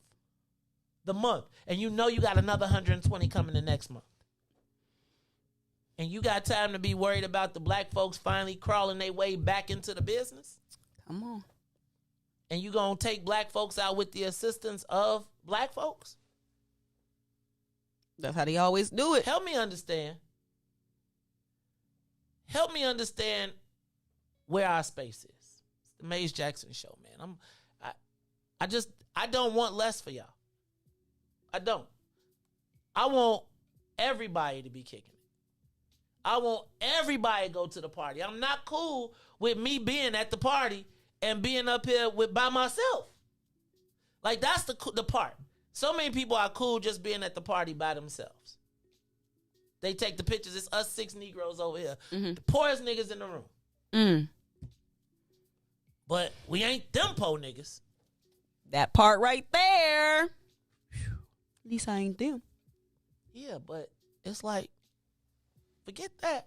Because because the white people be looking around like, I don't even know how you'd exist. I don't even know man, I had a crazy, you know what? I done seen some crazy stuff. And it's almost like, Ruthie, I have to catch myself not doing black people the way that I've been done by black people. Ooh, in the effort of what I thought. Shout out to President Kerry K. Steele, too. Lord have mercy, yesterday we saw Kiana. Kiana was like, hold on. Ain't gonna be now. Don't start won't be no. The president was like, if anybody eating, we all eat. Pull up a chair. She was not playing yesterday. Hey, y'all. It's the telethon. What's in it for the Black People telethon? November 19th. That's Friday from 6 a.m. to noon. We're raising $20,000 to put up billboards. What's in it for the black people? Billboards throughout the city. We do not want to be ignored this election season. J.B. Pritzker think, he ain't got no competition.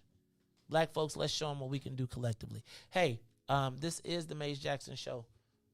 Ruthie over here all shiny.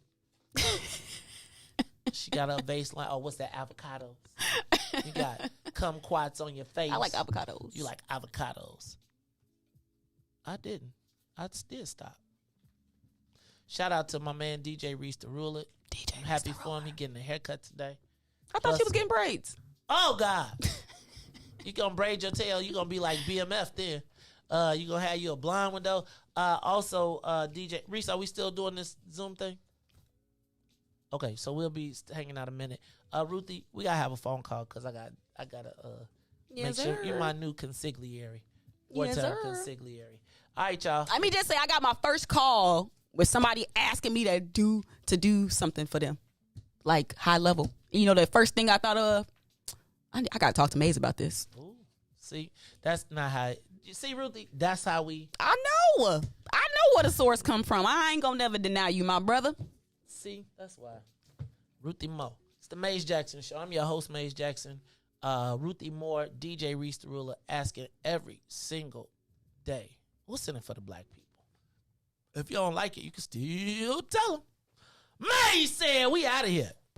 Peace. Let's get down to business and go ahead and address the facts, man. Lightfoot seems more lesbian than black. Rahm Emanuel's another case. He was just as tired. 50 closed schools left much to be desired. Police had Anjanette naked on that body cam. They suppressed the footage so it couldn't touch a lot of hands. Reminds me of that 16 shots in that cover up. Both of them similar, so I went and dug it up. George Floyd killed, a lot of riots happening in the town. Southside burned and they wouldn't let them bridges down. Grandmother sick, need a prescription and plus a couple groceries. You gon' have to travel just to get it now. COVID-19 out here shutting all the business down. Not enough SBA loans to even give around. So many failed businesses that you can put them in the pile. If you don't survive the pandemic, it's gon' sit you down. We sing, dance, play ball, entertain, and crack jokes. Government infested black neighborhoods with crack smoke. System that milked us so bad, we got lactose. Still trying to find out what's in it for us black folks. We sing, dance, play ball, entertain, and crack jokes. Government infested black neighborhoods with crack smoke. System that milked us so bad, we got lactose. Still trying to find out what's in it for us black folks. Shout out to Willie Wilson, hope one day you get to send it.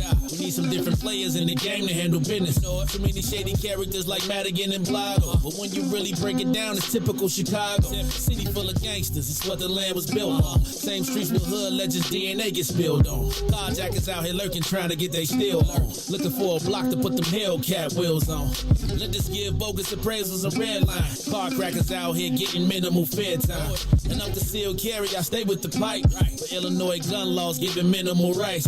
Stay up on the swivel, make sure I'm moving tight. Check all of my mirrors when I pull up to the light. Pick my homie up from out of town, man, he caught a flight. He was hella nervous, told him, shorty, this a way of life. We sing, dance, play ball, entertain, and crack jokes. Government infested black neighborhoods with crack smoke. System that milked us so bad, we got lactose. Still trying to find out what's in it for us black folks. We